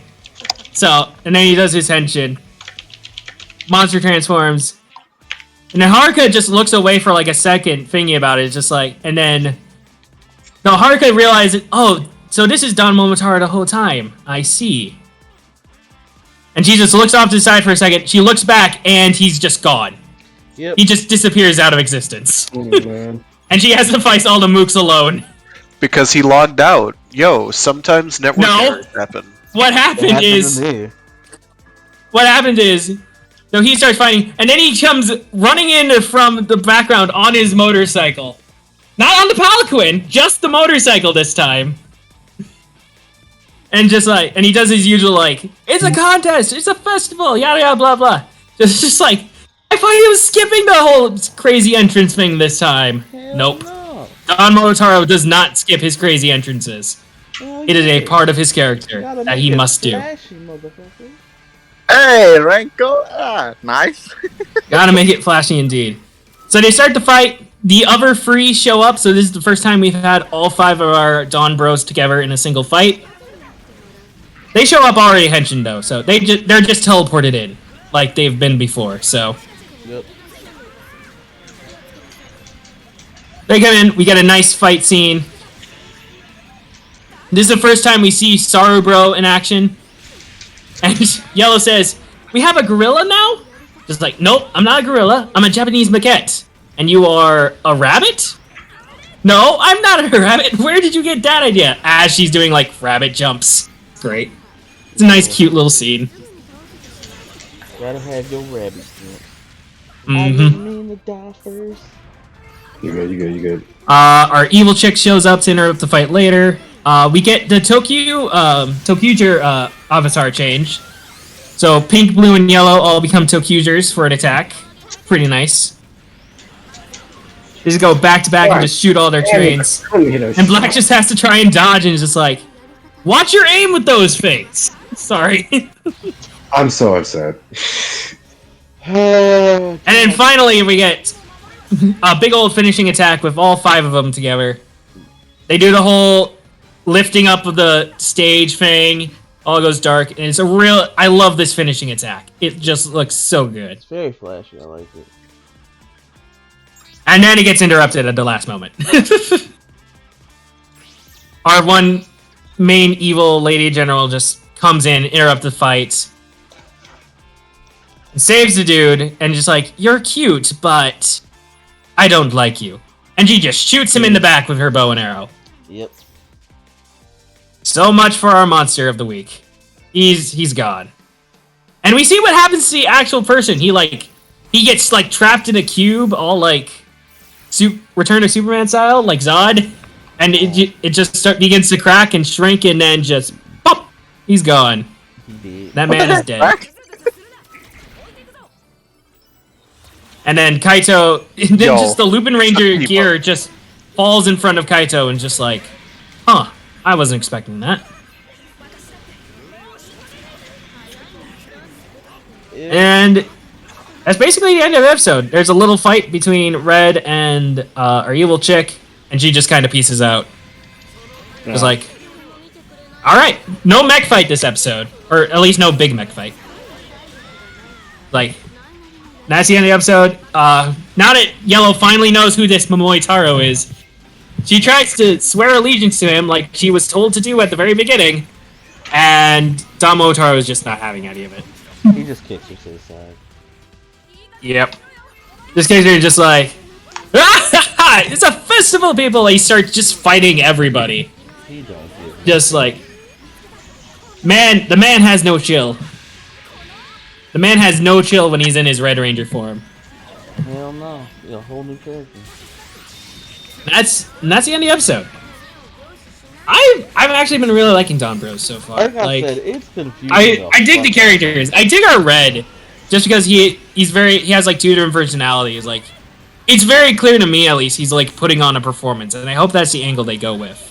I would like it though. You know, they go with. Like kind of what Frag said last week. Like, he's actually like super terrified and all that stuff. It's all a show that he puts on to hype himself and his friends up for the fights. Yeah. That'd be a cool angle if they took it that way. But otherwise, yeah, I like all our characters so far. Episode 4 is Pink's. That was this week's episode, but that hasn't been subbed yet, so we'll talk about that next time. And then the one after that is Black's. So, yippee. And with that, superhero time has ended. Yay! Alright, that's the podcast. I'll see y'all later. Sorry, no, we stop. We got a good topic today, y'all. It is the qualities of leadership. We're gonna talk about our leading characters, our main characters when it comes to leadership. But there are other characters who have taken the lead before that aren't the main character per se.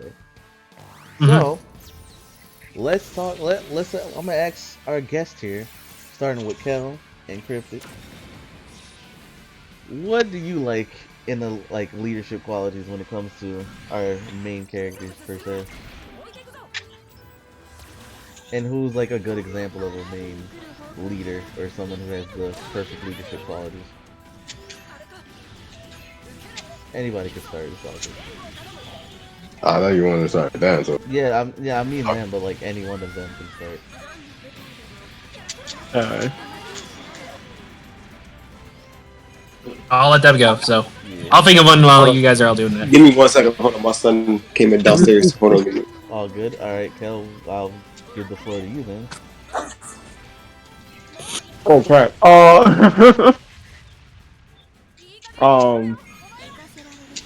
Crap, I forgot. What's the topic again? Is leadership qualities and like good leaders, people who take like like usually the red or like time pink, all that good stuff.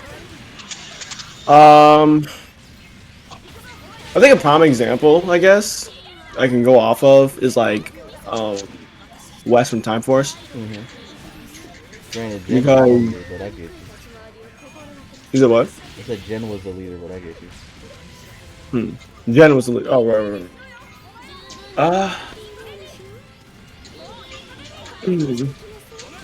But like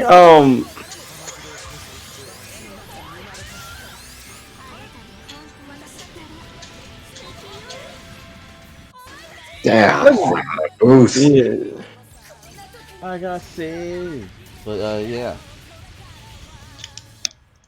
Alright, think of it like this. All right.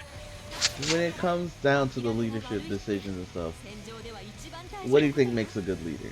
I'll ask that first. Without being selfish. Selfish. There you go. To be a good leader, you really have to not only put the team first, but other people around you. Because whatever decision you make, not only affects you, but affects everybody. Okay. Which is true. Okay. Yeah. That's why I have a big problem with Andros. That whole part with his sister, I had a huge problem with Andros. Yeah, that's why he said he was a leader, man. You already know. I was about to say, give me a good example of a leader. A good example of a leader? Yeah.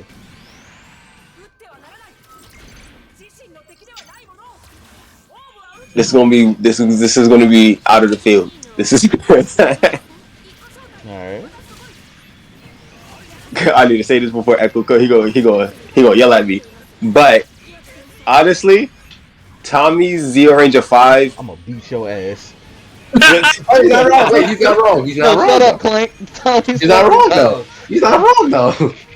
God, I'm not gonna lie. God, That was damn it. Tommy's best time he played as a leader was when he was in Zeo. Alright. After that, before that, it was nothing but L's and nothing but him kept messing up. But he trained with everybody on the team. He made sure everybody was getting trained by somebody on the team. He was good. He was a good leader. That time. God damn it. Clank was like, nah, I hear the man out. God fucking damn it, Clank. Hey, here's a man. I'll hold on. Let him talk. God damn it. Fucking, I can't. I hate you. I hate you. You hate me because it makes sense. Fair enough. Alright. Good one. No, Good one. he hates it because I agreed with it. Well, but that's besides the point.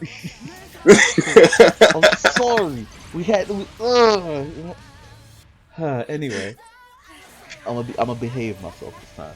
Anyway, I'm not saying he's the best leader in Power Rangers. I'm just saying. I get you. Just fuck Tommy. Yeah, I do get what Cryptic is saying though. Yeah. It's just fuck Tommy hours right now. But I get it. Did Blaze leave? Blaze dipped. Oh my god. And he didn't say a word. He's just leaving. freaking heathen. Blaze, Classic. I see you in the party, Blaze. Classic Blaze. I knew someone was gonna yell at me. I knew it. I knew it was coming. Yeah. See, we got it out the way this time. Oh, he's back. Anyway, I'm just switching from wired back to wired, so I'm here. About time. Oh, okay. He's still gonna yell at you, but about time. Anyway, all right. Good example. All right, fellas, what about you when it comes to leadership? Well, I thought of one, but I thought of two better examples. Oh, okay, hit me up, man. What we got? Okay. The dual leadership pair of Kirame Red and Kirame Yellow. I love it. True. It. There you go. Kirame Yellow is your classic, like, tactical leader. He comes up with all the plans and stuff. Mm-hmm. He, like, leads the team in that sense. And Juru is like a passive, like, support leader. He's the one who helps everybody, like, shine their best. Bro, that's what made that show so good. Usually the red takes focus as it usually is. But no, my man was like, no, team shines brighter together. And I'm gonna make sure we shine together. I love it. Good answer, man. Good one. Oh my god. Alright, so what else do you guys And I like that example because it's two people. It's not just one person being the leader of the whole team. It's really two people covering two different leadership aspects there, which is why I personally kind of like that one. I feel it. That's dope. Really don't get to see that like that anyway. But that is a dope ass pick. Yeah, like you may have gotten a taste of Kiramazer when we saw Kiramazer versus Ryu Soldier, so you got to see a little bit of Juru's character, and like you can tell he's kind of not good with those type of decisions, but you did get to see how he plays off people who are natural leaders, and that kind of like builds him up to do what he has to do. So done. Great pick, my dude. All right, now. Who else wants to take charge of this? Come on. Give me the answer, people. Another dual leadership dynamic with Mega Ranger, Mega Black and Mega Red. So Mega Red is kind of a screw up. Nice. He just kind of dorks around, being hot-headed and goofy. And Mega Black is there, and he's like, this asshole isn't leading us properly like he is supposed to do. So if you want a thing done right, you do it yourself. Which leads to friction when he's trying to give out commands, and Mega Red's like, nah, why are you trying to undermine my authority? He's like, because I'm trying to get shit done, fool. Do we want to beat the villains or not? And Red's like, we're gonna do it. And of course the show kind of like doubles back or like makes it so that Red wins anyway, which is weak. But there are instances where that does backfire, which is nice. Another good dual leadership. Oh, real quick, I'm sorry to cut you off. But sure, no, go. On that works well when it comes to like similarities to his counterpart in space. So you get for Cryptic and Kel, because we know how TJ took over because Andros was doing whatever the fuck Andros wanted to do, right? So kind to see that dynamic of Mega Red and Mega Black work out, but in this case it's TJ and Andros. So it's pretty dope. Continue, right? Another one would be Time Ranger, where Time Ranger has Pink is nominally the real leader, but Red kind of becomes the de facto leader because it has to be a Red who's the leader. Yeah. Now, my favorite case of the Red has to be the leader, but they aren't necessarily qualified, is probably Car Ranger. Because in Car Ranger, like, there have to be dedicated episodes where, like, the mascot character from the Car Magic planet is like, yo, you're the Red, you need to be the leader, and you have to become the leader. And Car Red is like, wait, I do? And wait, really? And he's like, yeah, no, those are the rules. And he's like, okay, I guess we'll do that. And he does actually rise to the challenge, including such lovely moments as when he's there and he's like, the leader! And he's like doing his best to channel leader energy. And doesn't really know how. But but he manages it eventually. Okay. So he's kind of a lovable goon, and he stays a lovable goon. But like the team's like, you know what? It's all right. Let's go. I like that. That show is Car Ranger is so much fun. It just doesn't care. It's like, yeah, no, Super Sentai is dumb. Let's have fun. And that's sometimes all you need. No, it's entertaining as hell. That's what it is too. Oh yeah. Just like the antics is great. Whether you like the car models or not is one thing, but like it is just so much fun to watch. Yeah.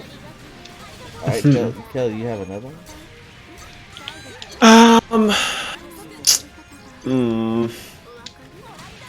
Qualities of a good leader.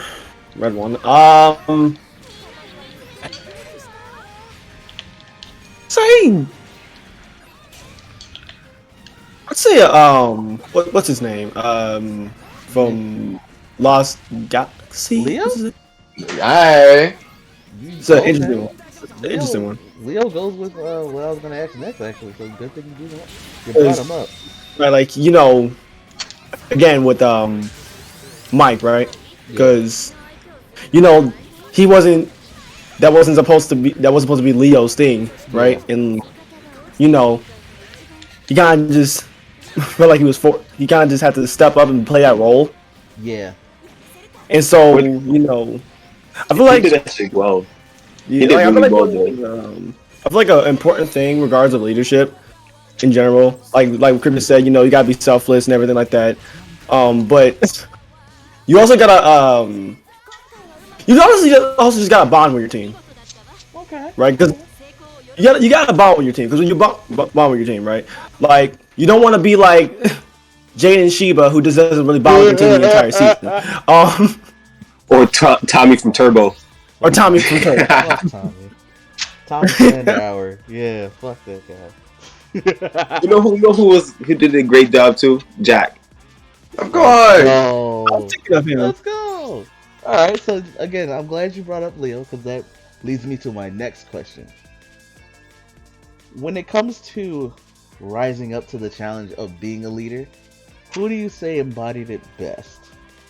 And I like to go around, around the table, so to speak. Done. Ooh, rising up. Oh, what? It goes on along with a character Kel mentioned. I'm asking a character who rose to the occasion of leader, and pretty much things that go along with that. All right. I got a few. I got a moment. I don't know if this exactly fits. Who remembers Tokuger? Tokuger. Go on. Right. After shit hits the fan in Tokuger. Yeah. And they learn about all that. Right does his whole he's the leader. He takes up the responsibility, and he sends all his friends off to go and be kids again, while he takes all the responsibility for them as their leader, and does the heroic sacrifice and becomes Tokyo Black. Remember, at the very end there. Oh yeah. Yeah. I got you. That's real. That's real. Okay. I mean, obviously the friends, they all fight back against him, but they all come back anyways for the final fight. But still, it was I got you. That was good. That's good one. Clank, what about you? What you got? Now, this is gonna go back to the first question. Mm-hmm. It's not a red, but I would say my man Joe. Who? My man Joe from Gokaiger. Joe. Oh. Okay. Ooh. Okay. As a co-captain with Captain Marvelous. Yeah. All right. I like that. I will only say that because you can see in times. Clank, you're breaking up. I mean, Clank cut off. Yeah. Oh, I cut it off. Yeah. Yeah. I said there's more times that you see him make. Man, it really doesn't want you talking. I don't know why. So, basically, he has to take over for Marvelous. Is what you're saying, right? Clank is adjusting his mic. Hold on. All right, sorry. All right, well, Clank is doing that. Anyone else? I like his answer though. Good one on Joe.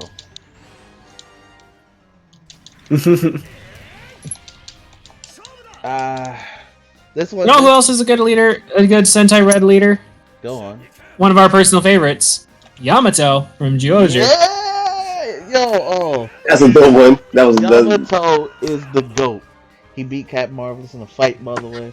Y'all know that. Anyway. That's an actual leader leading these 4 Jumen who have no idea what the frick is going on in their world. Yeah. In the human world. Leading them through that, helping them out, giving them a place to live and all that jazz, and leading the team and being the ambassador, I guess, between their 2 worlds. It's Yamato's great. Oh yeah, no, Yamato is so good. He does the job. He's like the second coming of Galred. There you go. That's one way to put it. So like, oh my! In Super Sentai Psycho Battle, when they actually met up and had that talk, that is such a great moment. When Ivan flipping tables, like yes, yes, I was.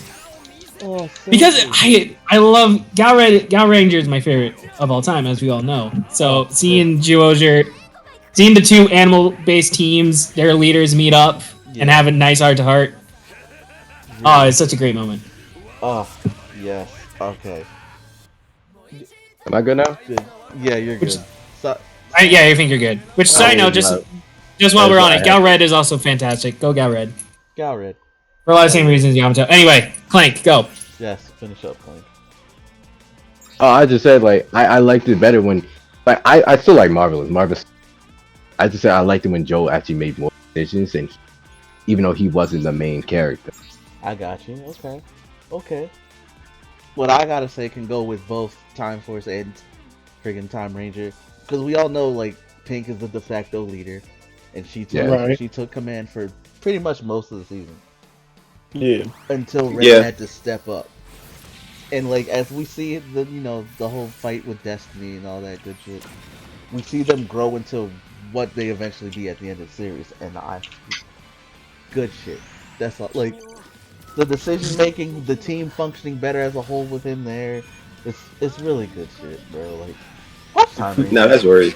Watch Time Ranger. Cause that shit dope.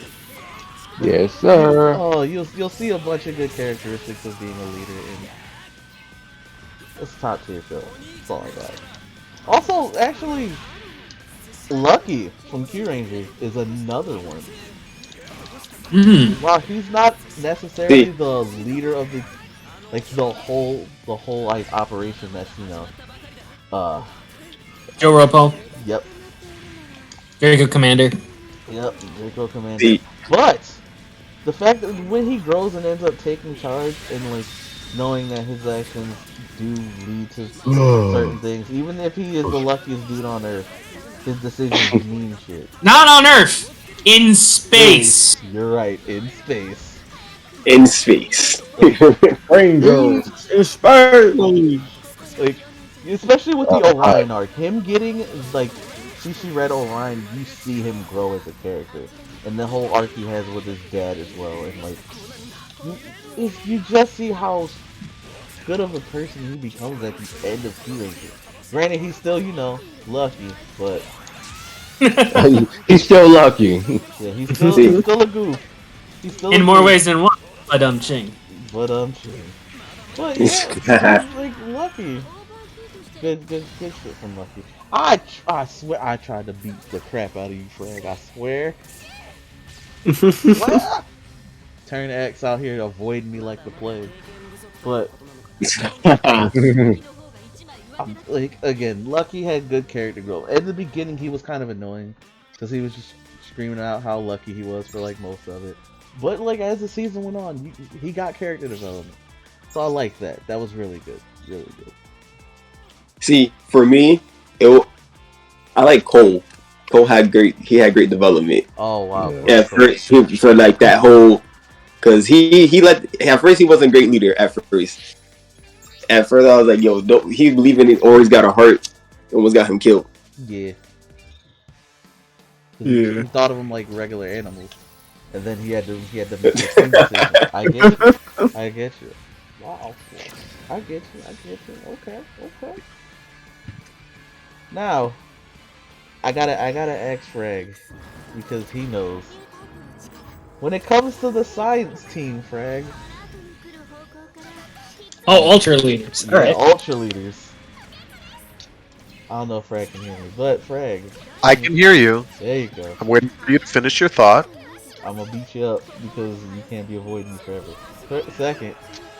So tell us about ultra Alright, leaders. no, we're not doing this. Nah, Blake. Repeat that? I couldn't hear you. Let's talk about tell us about ultra leaders and what makes them special regarding Ultraman and the science team. Well, usually the Ultra is subordinate. They are almost always not the leader. There are exceptions. So science teams are usually like a paramilitary, self-defense force type arrangement. So they'll usually be like, they exist. Their remit is dealing with, giant monsters or aliens that decide to show up and attack Earth, or specifically. God, I should have saw that coming.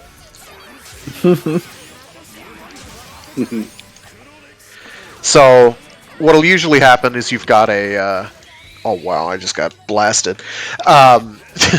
Is you'll have like a leader of the. Sorry, captain. I didn't caught. You'll have a captain of the defense team, or the science team. And then you'll have, all the rest of the plucky gang. Usually they work together. Usually there's some degree of character development for each character. Now, Ultraman also isn't afraid to play with this formula. So a really good example of how things, kind of change up a little is with Ultraman Leo, where Ultra 7, the guy who's Dan Moriboshi, the guy who's Ultra 7, is the leader of the science team to defend Earth against monsters and kaiju and solve various mysteries. And he has to take on like this advisory role for the main character. So normally the Ultra, nobody knows it's the Ultra until like the last episode. In this, the captain knows the Ultra is the Ultra from the jump. And in fact is kind of resentful that he's there because, he got busy getting both his legs hideously broken right at the beginning of the show, so he can't defend Earth anymore. And he kind of acts like a salty old man. So I find him highly relatable. That's a put too fine a point on it. But like he basically is like trying to get Leo to be better. He's trying to train him up as like the young blood. And it's hard because, monsters are showing up and they're like, Ultra 7 can't jump in there and help him because he can't. He's walking around with a cane. He's Oh. Okay. So he has to put Leo through the ringer.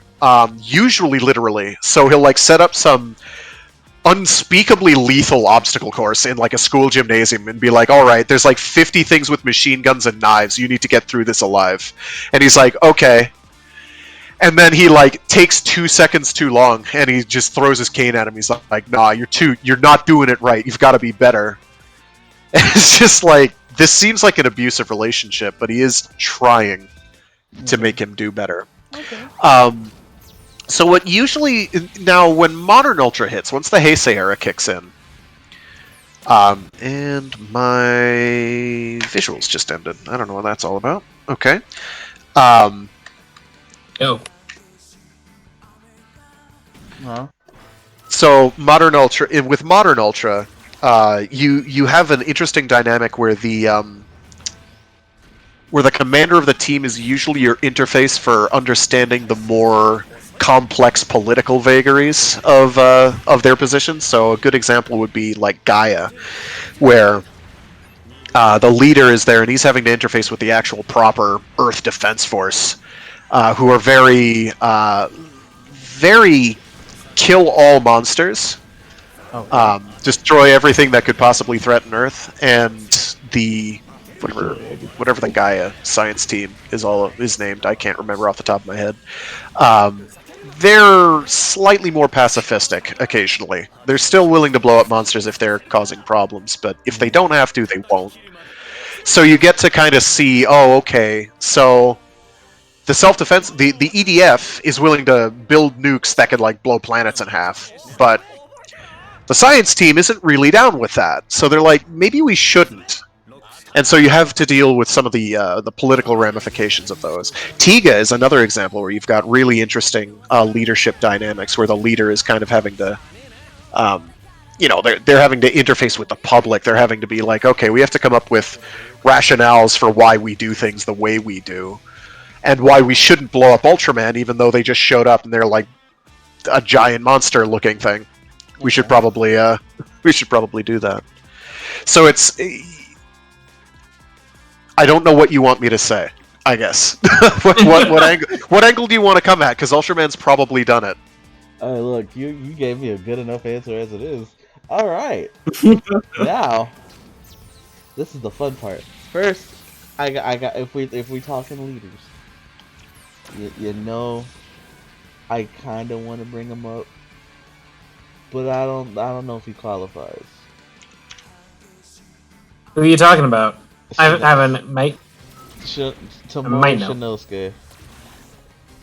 I want to bring him Ryder. All right. I love Shinosuke. Well, he's not really the leader, though, is he? Exactly. That's all. Because he's working in a police force.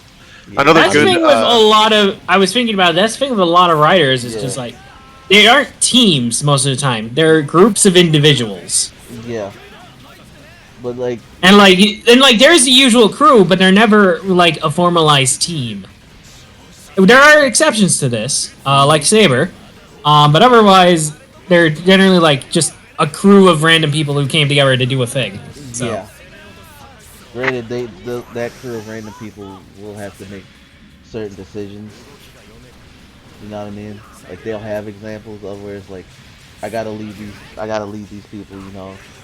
So like that's what I was trying to think of a scenario with Shinosuke, but I couldn't. That's why I'm like, I don't know if he counts. You know what I mean? I mean, close, but not. If you want, I was thinking about it. Like, go ahead. I'm gonna bring up Saber. I'm gonna bring up a good old Toma here as the leader for the guild. The sort of he becomes the leader essentially of the guild. Yeah. He's the one who leads all of them into battle there during like the final arc, and we see at the beginning he's definitely not. He's just the newbie. He's the new kid on the block, and we see him grow into the leader that the rest of the guild needs in their time. Like he does his own thing, and everyone just kind of follows him. He has that charisma, right? Where the rest of the guild see what he's doing, and they like what he's doing, and he's just like, we're gonna follow that guy instead, because the guild has been making some very stupid decisions. And he essentially reforms the guild. So, from like the ground up, essentially, after it breaks. Okay. So, good job on Toma. Now, I've got a really good writer leadership example. Okay, hit me up. Alright, go for it. Kamen Rider Hibiki. Oh, there you go. Yeah, another crew. Yeah, no, that's true. That's an interesting one. So he's not strictly speaking the leader of his organization. I don't think we're ever introduced properly to the leader of the organization as such. For all we know, they don't have a proper leader. But where the leadership aspect comes in is the fact that Hibiki, the lead writer, is kind of this mentor figure. Partly for some of the writers that are there, well, the Oni that are there, but also for specifically the person I'd argue is really the lead protagonist of the show, which is the boy Adachi, I think, is his name. So it's really the way Hibiki wound up comporting itself as a series was so different, so excellent. I really can't help but recommend it. And I'm gonna make the joke again for the nth time. I really wish it hadn't ended mysteriously after 35 episodes. I do this every time Hibiki is brought up. The latter portion of that show is a dumpster fire, and there's no getting around it. For the new people, don't that know, is man. in fact I a joke. like So- There are in fact 50 episodes, but you might as well I stop like watching. one thing about There's the an entire backstory with Hibiki that we've been over before. Look it up. Yeah, I God. like the fact he doesn't become an Oni in the end, though. I kind of like that. So Oh yeah, no. You see, the ending is basically fine in the sense that, that's kind of the message I think they were very likely going for to begin with, which is even though this kid looks up to Hibiki and he does he wants to follow in his footsteps, you don't have to be this monster smashing common rider person in order to be useful to that person and to be useful to the world in general. You can follow your own path. Right? You don't have to do that. It's such a fulfilled message. The way they went about it in the series was frigging agony, and I wish they hadn't. Okay. So now, it makes me want to ask, favorite moments for our said leader. What are your favorite leadership moments? Or when they showed how they were a real leader? For whatever can I put my own input for a leader? Sure, but go ahead. I can't use that one. That one doesn't count. You can I don't know if I can think of one. Kabuto sort of feel like a leader. Even if no one got a one moment in my life when it doesn't count. Hold on. Oh, okay, I got you, guys. One at a time. Hold on. Blaze, Kabuto? Of course. Blaze is going to make the case for Kabuto. Yes. I want to hear this. Defend your rationalization, Blaze. I want to hear it. Okay. I didn't actually expect You've made your hypothesis. Now I want to hear the rest of your thesis. Okay. Alright, so to put it simply, I say a bit pushing it, but he technically don't have a team they want to follow, and so no one wants to follow him. Right. But come to shove, he kind of the one who take the charge when it comes to like a battle tactic and everything like that. He's sort of the one who figure a thing out and take the lead. Doesn't mean everybody have to follow his way though. I think he doesn't want that himself. But they do sort of take his sense of direction and run with it. I don't know if he cares what everyone else says. I don't think he does. He doesn't. Oh, he cares about one person. My grandma once said to be a good leader. Okay, two people. Sorry, 2 people. Come on, he is the OG Syscon writer. Like Spectre has nothing on Tendo's undying devotion to his sister. Dude, my grandma once said to be a good leader, you gotta love your family. You gotta love your family. Well, you gotta cook your sister dinner anyway. Every night. She'll have 2 bites and then run off to school every single time. It's kind of sad. All right, now I'm looking at this food and I'm like, please eat. Renko says I'm a Kabuto fanboy. Nintendo ain't no damn leader. Blaze, your fact sheets and receipts did not pass the vibe check.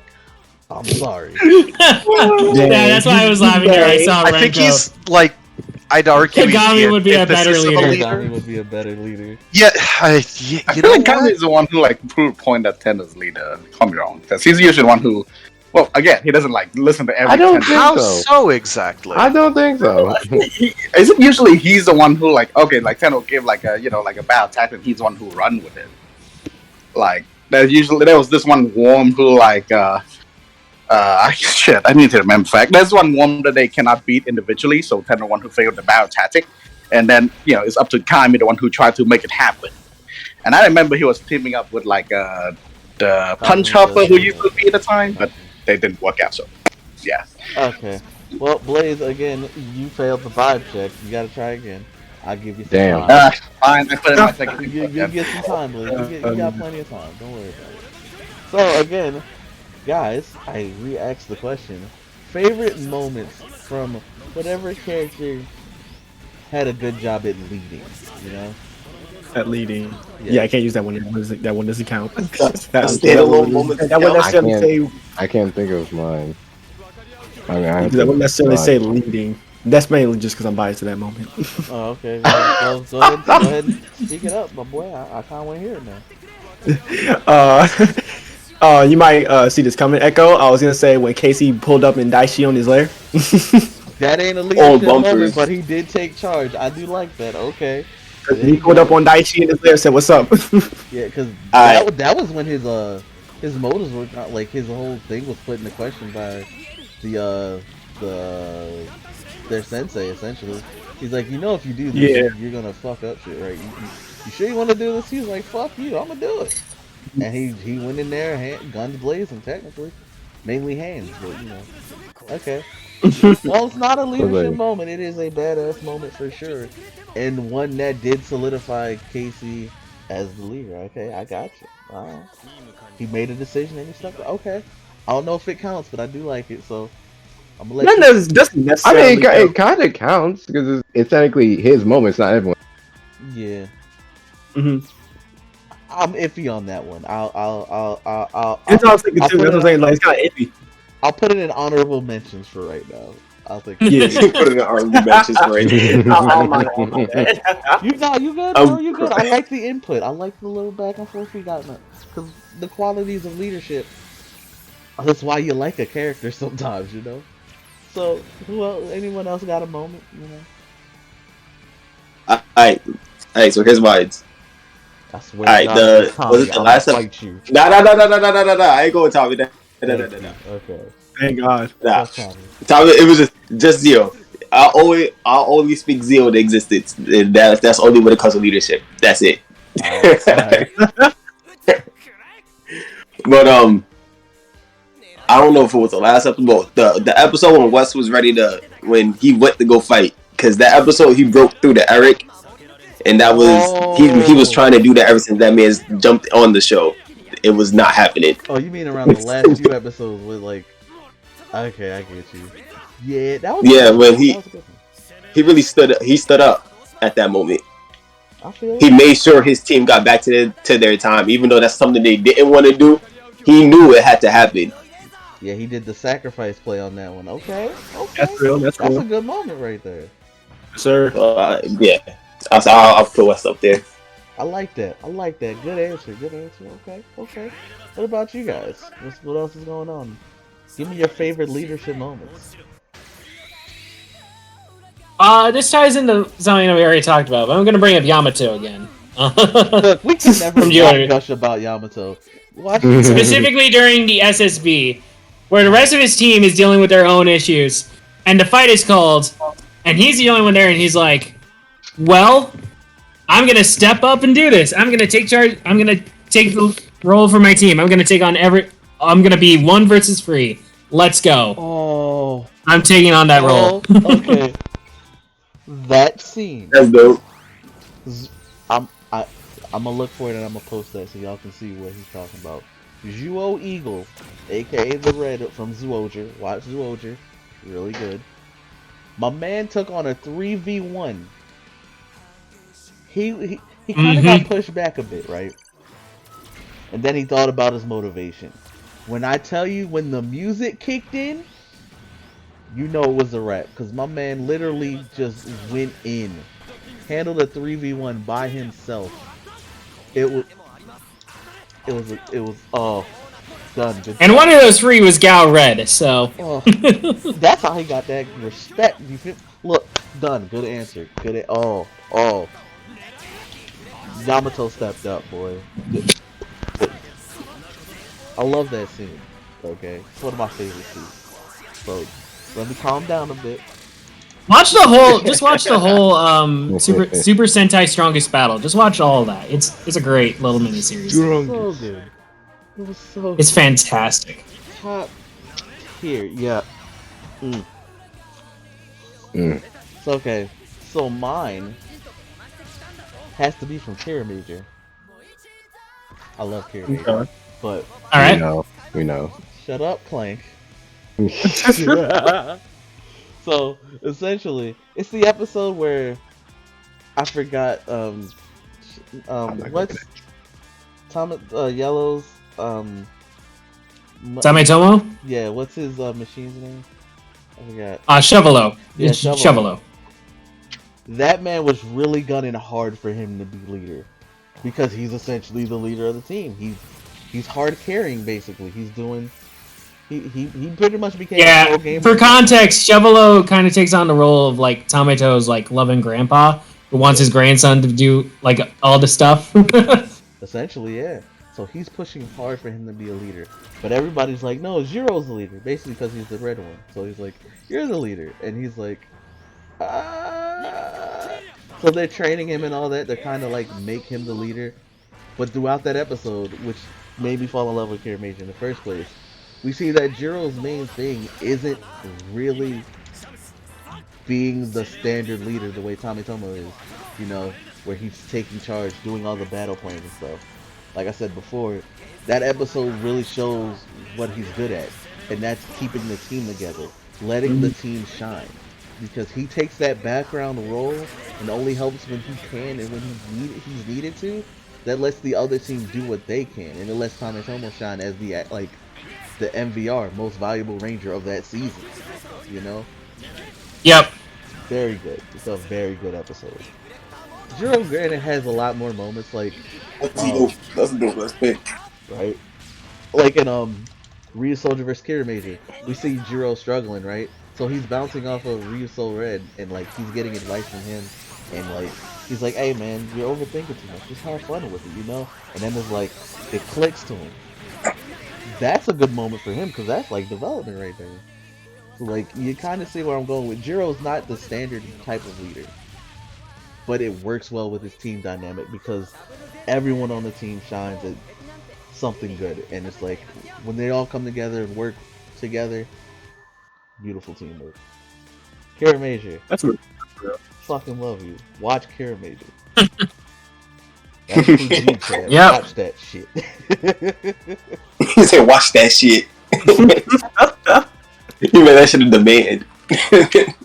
Facts. So should I watch Yojo first or Kiramage first then? I'm gonna whoop your ass. Why aren't you watching them both at the same time, Blaze? You're a fourth dimensional hell beast. Bro, Bent on world domination. Oh shit! I am telling you, Blaze always does this, bro. Golly, Blaze. It's almost like that's his character. That's why he's the mascot, because his powers are beyond our comprehension. He has a conversation with himself, basically the Council of Blazes at one point.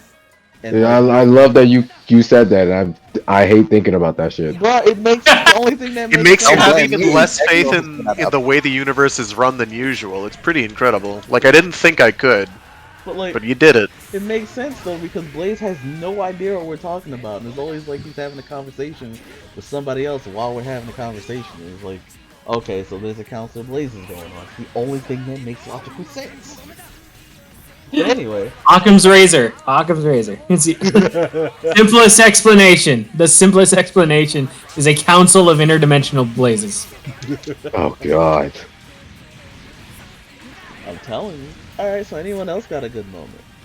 I'd love to hear it. Yeah. Let's go. So, in Macross 7, the leader of, Wait, you know, is it Sentai only or? hope Alright. not, because this one isn't Sentai, because said leadership moments. Yeah, I did say qualities of We didn't say just Toku. That was never. It was never limited to just Toku. Yeah. So continue, okay. I Fred. nominate Ben. So, in Macross 7, the leader of the Macross 7 fleet, oh shit, the leader of the fleet is a character named Maximilian Genius. He is, in fact, a genius, and that's okay. And I thought Gundam had a funny system of naming. It does. Continue, Fred. Your Ignore point? Blaze. Shush. Please continue. Fred. So Please. he, in the original Macross, he's a pilot. And he flies under the main character. He flies in the same squadron as the main character, but he's indisputably the most talented pilot. Mhm. But now he's got like he's got a more managerial advisory role. His super hot alien wife is the mayor of the civilian populace, and they are currently estranged. But setting that aside, so over the course of the series, they've been they've been hounded and attacked at every turn by a bunch of aliens that are mean. They want to suck souls out of people or something, whatever. So they eventually come across the alien home planet, not entirely deliberately at first, but very much it happens. And so, they've deployed their various military forces, which are cool fighter jets that turn into giant robots, which turn into fighter jets. Mm-hmm. Because it's cool. That's why. And so things aren't going super well. Because lots of aliens. So what does he do? He's like, well, it's time to show all these young bloods how it's done. And so he gets into his souped up, deluxe model giant robot fighter jet and proceeds to 1v 1,000. He does a Death Star trench run solo. He doesn't care. He goes ham. I'll see if I can find a clip. It's gorgeous. He just goes completely in. He shows, this is why I am the master. This is why they call me genius, son. And it's glorious. He's just, they take the entire animation budget and they're like, this is it right here. Have a nice day. Alright, cool. And he's, he goes in. There's some other moments where he's, you kind of have to deal with the nature of being the father to 7 children with a super hot alien warrior race wife, and who's currently estranged with you. There's some great moments of dealing with the personal cost as well. Okay. But it's entertaining. I rocks with it. Alright, so now I gotta ask. A leader at their lowest. What is it? Give me a type of decision that could put a leader at their lowest and how they could bounce back from it. Bounce back from it? Yep. Oh, they don't bounce back from it. Pushing their entire team onto a train so they can go live in happiness while he takes on all the darkness of the world onto himself. Who the fuck did that? Tokyuja! Tokyu Ichigo. Oh my god. Ooh, how about endangering your whole team plus a whole planet just to find your sister? My man is really not like Andrew. Andrew. Look, oh man. I like these answers right now. Y'all agree. So again, with their at their lowest, right? And I'm pretty sure y'all got more examples at their lowest. Also, I nominate Ben 10 for leader. Anyway. Shut up. Also nominate Leonardo as the best leader ever. The best. Oh my god. Look, hey, can you disprove it? Can you disprove it? Raph. Did you just say Ben 10? Good one, Nico. Hold on a sec. Raph? Mm-hmm. Rise of the TMNT Raph? Because that's fine, but are you not referring to him? I refer to him. Okay, you lived in. Alright. I live? So if I pick any other rap. Pretty much. He's kind of a dingus. Yeah, that's the word exactly, in fact. Oh, I'm too okay, Renko, I gotta turn my volume up. Apparently I'm too low. That's weird. It's Bugs Bunny from Space Jam. Fight me! Fuck? Fight me! Why did you pick him? Why did you pick him? Why did you pick him? On the one hand, that seems dumb. On the other hand, I think he actually has a little merit with that. Say it ain't so, Bugs. Say it ain't so. Which Blaze said that? Because that wasn't our Blaze. That wasn't our Blaze. Because that one actually has merit. We know the real Blaze doesn't. I'm telling Blaze you right Prime now, does not say things of merit. I'm telling you right now, when he said Bugs Bunny from Space Jam, my mind immediately went to Michael's Secret stuff. Yeah, exactly. I hope that's what he's referring to. It probably isn't. That's what I thought. Yeah, he's going to refer. Blaze, was that what you were referring to? Don't lie. Pretty much Don't lie. Don't lie. It's been a whole time since I watched that movie, but I still remember. I'm pretty sure that Grey Rabbit was a leader, right? And he had a lot of funny, crazy ideas at work. So yeah, we never should have doubted you, Blaze. We never should have. I will doubt Blaze any goddamn shit. Never should have doubted him. No, it's Michael's secret stuff. That's the. You see, that was a great example, and Blaze went and had to throw it away to keep in character, and I don't approve. I swear. The council was like, yo, they're onto us, Blaze. Say something stupid. Oh, okay. Yeah. I can't believe he said Bugs Bunny. Like, because it's like, because of that moment, it works for the example you're trying to make. God damn it, Blaze. But he threw it off after that. Threw it all away. I don't remember the specific moment. You're supposed to remember a specific moment. I have one that's painfully specific. But unfortunately... You're an idiot.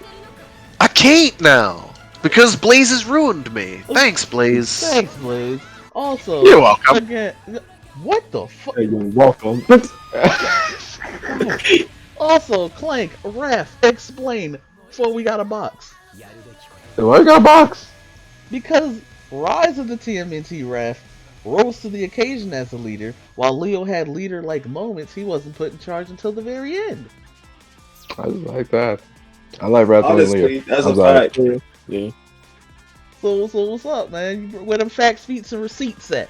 I need them. I'll get back to you. Alright. Clank gonna fight. He's not gonna get back to you. Clank gonna fight you later. That's what's gonna happen. He like, yo, I'm tired of your shit. Alright, cool. So anyone else got a moment of a leader at their lowest? Because I can bring up the moment with Raph, if you want, Clank. Oh, shit. So let me tell you a moment where Rise of the TMNT Raph, which is the one that kind of does like the anime-esque type fighting, with good fight scenes, by the way, top notch. It's at the moment where they're losing to the Shredder, basically. The Shredder is like a fifth dimensional alien-like monstrosity in this one, but he's gained his like consciousness back, so yeah, he's fucking shit up. And the Turtles can't deal with it. The Splinter's captured, the dude who kind of created them along with Splinter is captured, all this, like the city of New York is like trapped in some type of interdimensional prison, essentially, and the Turtles have nothing to do. They're screwed. Everyone is gone. Even Karai is gone at this point, and they're at their lowest. What can we do? They're looking to Raph for answers, and Raph is like, tears in his eyes. He's struggling to think because he's the older brother, so it's like, okay, older brother, what do we do now? I don't fucking know.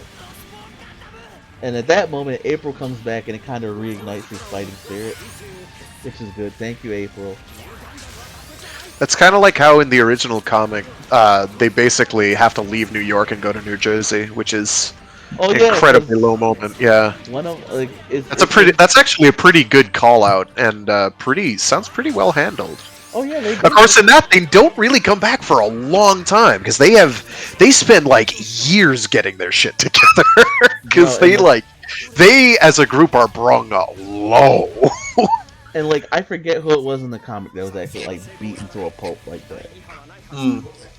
But I know in the 90s movie it was Raph, in the 2003 show it was Leo, and in the 2012 show it was Leo. And they had to wait till they recovered, came back stronger than ever before. So like, essentially at the end they do a little training. They get actual ninja boost to their powers. With like they got jutsu and ninja magic, all that good shit. And the team's stronger than ever. So Raph, TMNT, Rise of the TMNT, Raph, you're a good leader. In every other case, Leo, you're a better leader. I'm sorry, I gotta mess with Clank. So anyone else got a moment? Trying to think of a good one where the leader in question actually rises up and gets better from it. I do like Gun's answer. Imagine. Rises up and gets better from it. I still. Accuser's pretty great. I can think of a few where it's like completely irredeemable error, and those are not nice. But like that's what happens. Sometimes life isn't nice. Sometimes some crazy lady with access to a giant robot repair dock goes and seduces you away from your wife. And you just, at a certain point, just say, you know what? I'm just completely fucking done. I'm just gonna let the kids with the giant robots take care of it. I don't care anymore. Okay. Double Zeta's a ride, okay? I love Double Zeta. Oh, Jesus. Of course, that's not the Nah, lowest damn. point that Bright gets to either, which is the saddest part. He also gets to see his son get murdered by a firing squad. That was fun. Damn. Spoilers for Hathaway's Flash. Ooh, it's not nice. It is sad time. I'll come up with a good example where the leader does better. I swear. So, Macross 7 again! So, the leader of the band in Macross 7, the leader of the band, Firebomber, has a moment where he's kind of wondering why nobody wants to listen to his song. In general, not necessarily in particular. And so he has to go through like this montaged dream scene. Like everybody has basically said, "Can you please just fuck off for like ever and stop getting in the middle of everything? Nobody wants to hear your stupid song." And he's like, "I wonder why nobody wants to hear my song." And proceeds to have a dream sequence in which he sees a metaphorical mountain and eats a leaf. I'm still not sure what it means. Many philosophers have debated this over the years, I'm sure. But he comes out of it and he's like, you know what? I'm going to keep muscling through. I'm going to keep making everybody listen to my excellent 90s Japanese metal, Japanese rock. Is it really excellent though? Some tracks are better than others, but it's pretty good. So he's average. I'd still say he's better than most. I'd give him a leg up. You know what? I like Firebomber. Like, they even do some of their stuff in English. There's a U.S. release. In fact, that's got a funny story behind it. The English version of the Firebomber music, where it's released kind of in universe as a like a cover band. It's really funny. And like, there's like even like rival record label shenanigans in universe, and it's pretty funny. Like the album's never brought up in series, but like in extra material on the album itself, for the album itself, it's like, oh yeah, actually, you know, this was this was for the wrong record label, but they got away with it. But now you have this piece of this first pressing piece of Arcana, and it's pretty funny. Okay, so anyone else got a couple leadership moments? So you said the topic was just like the lowest moments. Yeah. This is more of an interesting one because it's kind of like he feels like a constant burden, but he continues to grow from it. Okay. I'd say Zato. Oh. Okay. Think about it, I got he's you. the main reason why. He's like the main reason why, you know, the spores, like, it destroyed his entire planet. He lost almost his entire team, and you know he's constantly dealing with that, and he can't find his planet. Okay, I got you. That's a nice one. I like that. I'm moving that and the Casey one out of honorable mentions. There you go. You good? Okay. That's dope. Yeah, because that's a good answer. Okay. Yeah. That's a great answer. The only reason I am not fighting right now is every time I fight my bit rate goes up crazy, and it's like, oh, that's not good. So I don't want to interrupt the stream no more. So I'm just spectating. I'm sorry, guys. Okay. Good answers, all of them. I like these. So when we think about this, this is more for the people who like to create type of thing. When it comes to making a leader, what's one quality you want them to have or try to emphasize when making a character? Have character flaws. I like that. Yeah. Because otherwise you don't have much to work with. Have them be able. You need to give them something for the rest of the team to bounce off of. Now you can get away with, I think, and Sentai has sometimes done this fairly well, having like the dedicated leader character, and he's like superb at what he does. He's good at everything, but the rest of the cast isn't, and they have to bounce off of him in that regard, where he has to kind of provide this supportive influence to like kind of to have them show off their strengths. But otherwise, I think it's easier in general to just have him not be perfect and have it so that okay, everybody has something to teach each other. It makes it a more well-rounded experience. I can get behind that. That is actually a good one. Having character flaws. I'm sorry, I had to let my cat out because my cat was being crying. Cat. Yeah, you gotta leave room for development. You really do. Yeah, it just makes for a more enjoyable experience for me, at any rate. Okay, what about you guys? Putting that down as number one, have character flaws so they can actually fucking grow. It's number one. Right.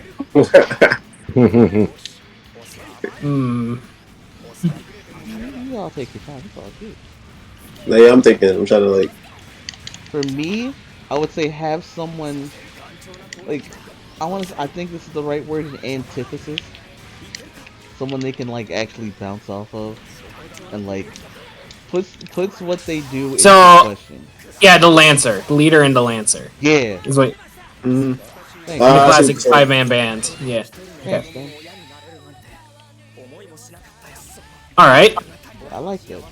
Thank you for putting my thought into actual fucking words. But yeah, and I got a communication error. Oh boy. Oh Jesus Christ. Uh-oh. But I think it's because you weren't playing that. Probably. But yeah, that's exactly what I was looking for. I guess for me, we already said character flaws. We said the Lancer. I guess just general charisma. You want a leader who is like a good guy who you like want to hang out with. Right. You want it to be believable that a bunch of people would follow this guy. You know? Okay, I like that. That's a good one. Cause like, what's a leader if you don't like them? You know? Jaden. Damn. Exactly. 100%. Yep. So. Honestly, for me, Marvelous from Go Kaiger. Like, I don't understand why they keep following him. He's such an asshole. I can see that. I actually can see that. He's got charisma. But he's got charisma. It's not even charisma. He's just kind of an ass. But he just gets shit done because of plot power. But I like it. I like him too, but he's kind of an asshole. I will follow that. That's his part. That's what makes him good. So look, we gotta write this down. Okay. Number 1, character flaws. Number 2, the Lancer, so they can actually have someone to bounce off of. Or a foil. Foil. Lancer / foil. There you go. Number 3, have charisma. Make them likable. Make it believable. I got you. Okay, what's next? Right. Relatable. You gotta have somebody that's relatable. The character is great to relate to. True. Okay, relatable. Gotcha. But it also, I'm a draw an arrow toward number 1, character flaws, because we don't want them to be perfect. Right. Relatable, but they have flaws. They're connected. Okay, cool. I like that. Okay. What else you guys got? This is a fun one. I'm liking this. What's going on here? Oh, hey, what's up, the boy Blue? What's up, my boy? We talking leadership right now. Oh Lord. Yeah, so we're talking about good qualities for leadership, top leader moments where they were at their lowest and bounced back up. We're at the part where we're like jotting down, essentially. I mean, parts of a leader, like basically, like when someone makes a leader, what they would have to, things they would want to include. So we have like character flaws, charisma, relatability. Someone they can bounce off of, the Lancer, the foil, that type of thing. So you got something you would like to add to that? I like a leader who can give clear, concise directions. Okay, that's a good one. Yeah. Because you don't not somebody to give you the runaround or give you a half baked plan. Like best example here, Time Force. Jen and Wes during the during the TurtleCon episode. Bro, we talked about Time Ranger and Time Force came up a lot this episode. Jen did not on all of the plans, left him out to dry, and then blamed him for the fiasco. Right. That's a good example. Okay. Marking that down. Clear, concise orders, damn it. Okay. Let's go. Alright. Ladies and gentlemen, y'all are great. I like this conversation. So, LJ, since you're here, I'd like to ask you. What's up? Good leader. An example of a good leader and like the moment, one of their moments where they're at their lowest and bounce back from it. Oh, we got the perfect example in the newest season of Power Rangers. Bro, Zeno. Thank you. Kel just brought that up. I love it. Kel really just brought that up. Good shit. Good shit. Everybody, we're on the same page with that. I like that. The sport. I mean, he got his whole history told. Mm-hmm. Everybody counted him out at that point. He was even questioning whether or not he should be the leader of the team. Right. Came back, supported his fellow team members. They had a learning moment and realized, hey, you know, it's not easy out here having to make these decisions. Love it. See, that's how you also make a leader grow. Right. That's what. You guys are popping in with the best examples right now. John out here, Frag out here, Clank making me bring up Raph from Resident TMNT. You act like I was serious. I was fucking. No, it's too bad because we got it written. It worked. What you say is written down as permanent canonical record. It worked. You can't just say, "Oh, I was only pretending to be stupid," because that means you're twice as dumb. It doesn't work. We had Blaze bring up Bugs Bunny and Michael's secret. I was thinking. Oh my god, you have no idea how mad I am at Blaze for that. You have no idea. Like, I was like, holy shit, mad respect. That's a genuinely, legitimately good example. And then he's like, oh, I don't know anything about I don't remember anything about the movie, but Bugs Bunny was the leader, right? And I'm just like, but like it worked in that sense. Throwing my headset across the room in frustration. They were at a point where they're like, yeah, let's just give up. We're gonna lose the basketball game anyway. And Bugs is like, you know what? And then he kind of like makes a little fun moment here with Mike, and it's like, yeah, no, you guys didn't need the secret stuff, y'all. And then next thing you know, the team's bouncing back and almost got the comeback. So like, Blaze, I hate you, but it was decent. It was a good, legitimately good example that you completely undermined. Right? Why? Oh god. It's worse than me. Right? Constantly undermining myself. So, I like to ask you guys again, just give me again. Let's bring up one show. Everybody can give like one show where there's like, you should check this out because the leader, you're gonna like the leader a lot. So I like everyone to kind of just go off with an example or such. LJ, I'll let you start first since you're here. Ooh, just gonna put me on the spot like that. I would say, I think the best example for leadership, especially for us as if you grew up watching the show, Avatar: The Last Airbender. Oh, ooh, all right. That's right. Okay, go ahead. Now explain yourself. Now you in it because Aang is supposed to be the leader of that group, right? Yeah. But what does he also have to learn throughout the entirety of his arc? I felt something real quick. Hold on. Goosebumps. Because it's all coming back now. All avatars coming back. Yup. Blue. He has 100%. learned not how to lead, how to follow, but he also has to learn how to trust those around him. Yup. That's true. Especially when Zuko came to the team, bro. Especially when Zuko popped up. Good answer. That is a good answer. I like that. All right, what about the rest of you guys? What's going on with you? With your shows that we could just basically what I asked. Take your time. You guys got a few more minutes.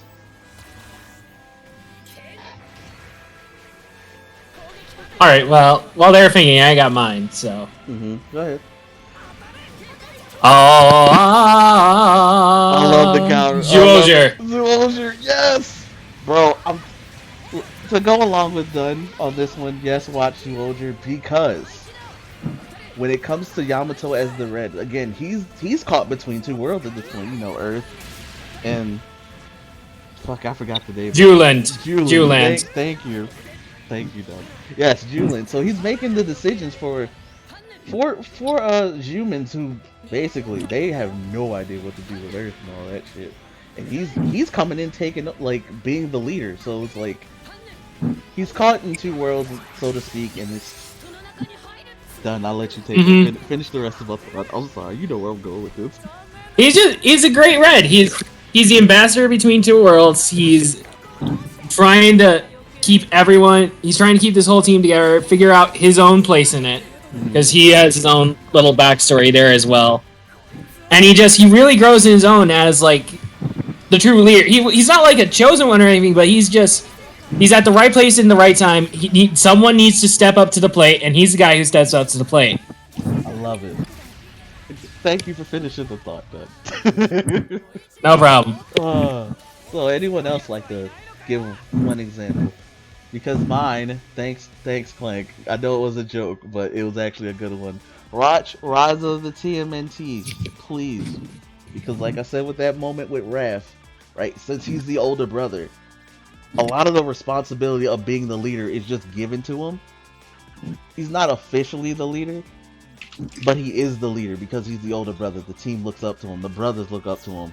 Even Splinter's like, hey, what we doing here sometimes? And it's like, you see that all affect him when we get to mainly the end of the series.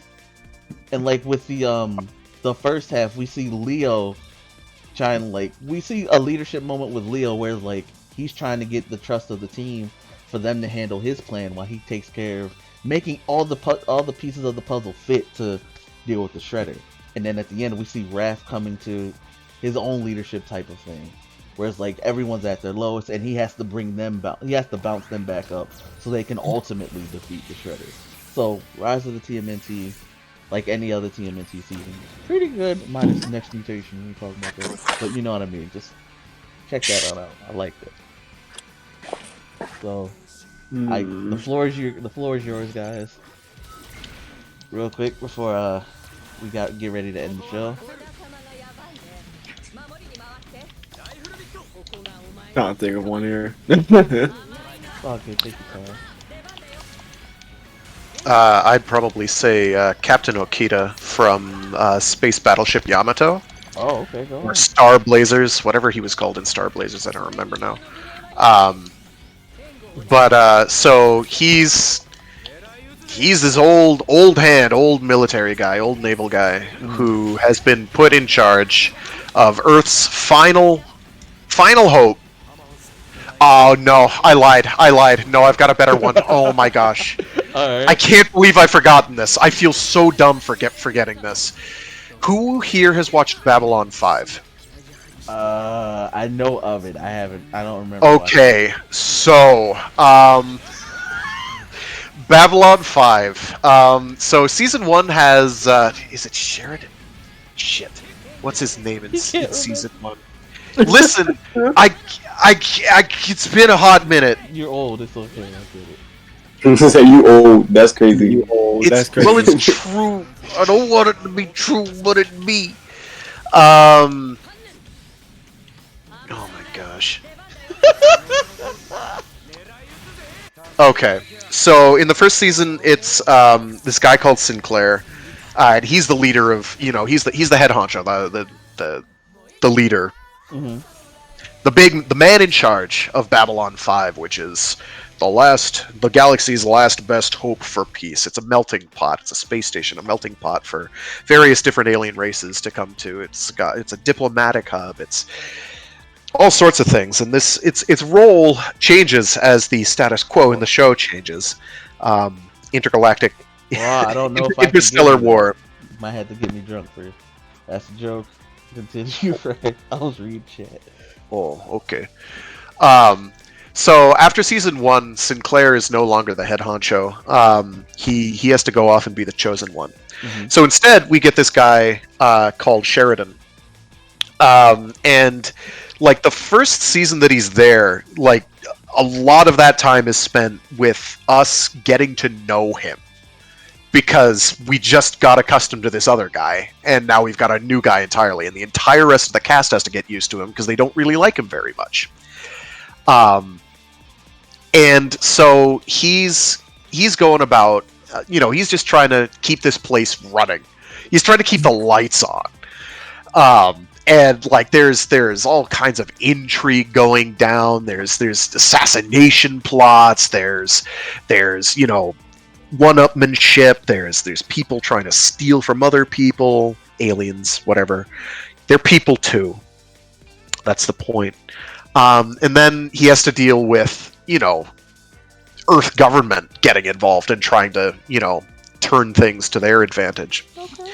So he kind of has to go from, okay, I'm this guy nobody likes, but I have to keep the lights on, so I have to be kind of this hard ass, to being kind of the leader of a popular movement trying to like stay neutral in increasingly uncertain times. So it's his character arc, the overall arc of him is very fascinating. Just watching him change and grow and become a more charismatic leader as time goes by. So definitely. Like I was gonna say, Admiral Okita, because he's great. He's the classic archetypal old man leader who, winds up sacrificing his life. He's dying of space cancer and keeps it hidden from everyone to keep morale up. When it turns out that he can't keep it hidden, he's like, well, we have to keep going anyway because we're the last line of defense against Dessler's, the evil Dessler fleet, who's trying to blow up Earth and has successfully blown up Earth for all intents and purposes and kept them hounded. And we've just got to. This is our last hope to keep them off our backs. But instead, I'm going with John Sheridan from Bad 5 because he's great. All right. He is a leader of men, and he has to learn how to do the job. Nice. All right. He kind of already knows how, but like he has to get people to trust him, and that's kind of the difficult bit. Oh, that's a nice one. Okay. Because everybody already trusted the last guy because he proved himself to them, and he has to go through that entire process himself, and it's pretty neat. It's really good. Okay. So I got time for one more, and then we're gonna let everyone do. Blossom from Powerpuff Girl. Get out, Blaze. Blaze, it better be friggin' good. I hate Blaze. What? You just watch the show. You have tons of moments. Good leader. He's gonna say Jackie Chan in Police Story. Oh my god. Would it be better if it was Jackie Chan from the animated series? Oh, I love that. Yeah, that's true. That's true. I hate all of you. Ew. No, I hate all of you. Ooh, Samuel Hung from Martial Law. Who's all of you? Hold up. Samuel Hung from Martial Law is a good choice. I still have to finish that. I'm old as Good shit, my friend. That's a jam that sadly got cut off too quick. Oh, I hate all of you. Y'all are great. Alright. The fact we have 2 seasons is a crime. So, Blaze, you're fired. Nah, you're not fired. We still need to You didn't pay me! Yeah, because you haven't heard your kibbles and bits. Blaze, did you not see the sign? Why didn't you read the contract? It's not even fine print. It's right at the top. Blaze will not get paid. Dude, I can't believe this. Anyway, you guys are great. This was a great discussion. I love it. This was a good one. It was good. Next week, shut up, Renko. Next week, I would like to discuss the foils this time. Basically, the foils, the lancers, the secondaries, so to speak, and what makes them great too. So as we'll essentially get to that.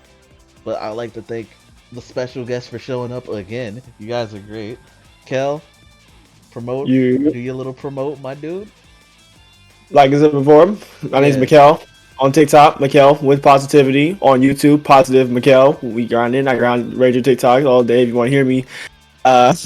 Just talk about Power Rangers in general because that's my main sort of content. Yeah, you can follow me on there. I do a bunch of stuff. It can range from garbage edits to debates.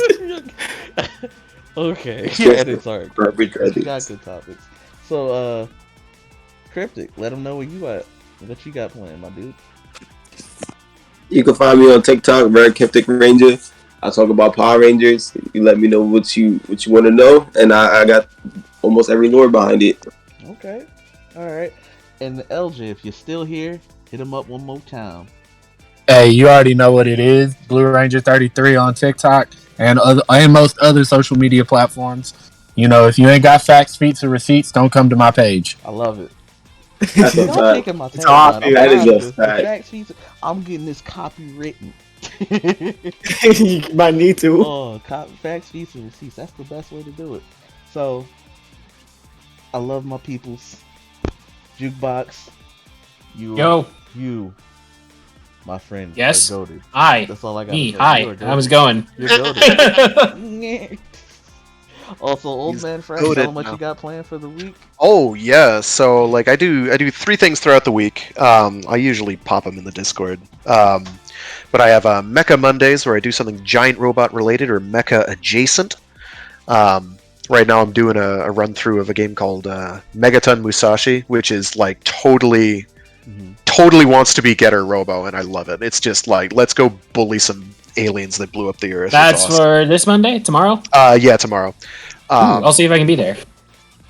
There's I also do Warframe Wednesdays because you need, I guess, when you're streaming, you need like people to care about something. You need mass appeal. You need mass appeal, something that isn't hyper niche. And then on Fridays, I do Free Read Fridays where I read short stories and entire novels aloud. And I have something super special planned this week. Oh. That I'm super into, and I think people are going to be into it too because I need to fill in your rating section soon. I do think that is true, Blaze. I think you do need to do that. Yes. Oh my god. Also, the follow up real quick on Clank before I like let him take over. Oh yeah, Clank. He also said he hit me up with the, "You're welcome" for the rap suggestion. Thanks, Clank. Also, he says, "Go Kaiser, Kira Major, take your pick. You'll love him." Clank, my boy, promote yourself. So you can follow me on Twitch, Blitz the Fighter. I'm trying, like I told Echo, I'm trying to get back into Tekken 2. Schedule for work is so hard. Yeah, it's tough. I feel you, bro. And with that, I'd like to say thank you all for joining. It's been a great episode, episode 102, and the qualities of leadership. We're out.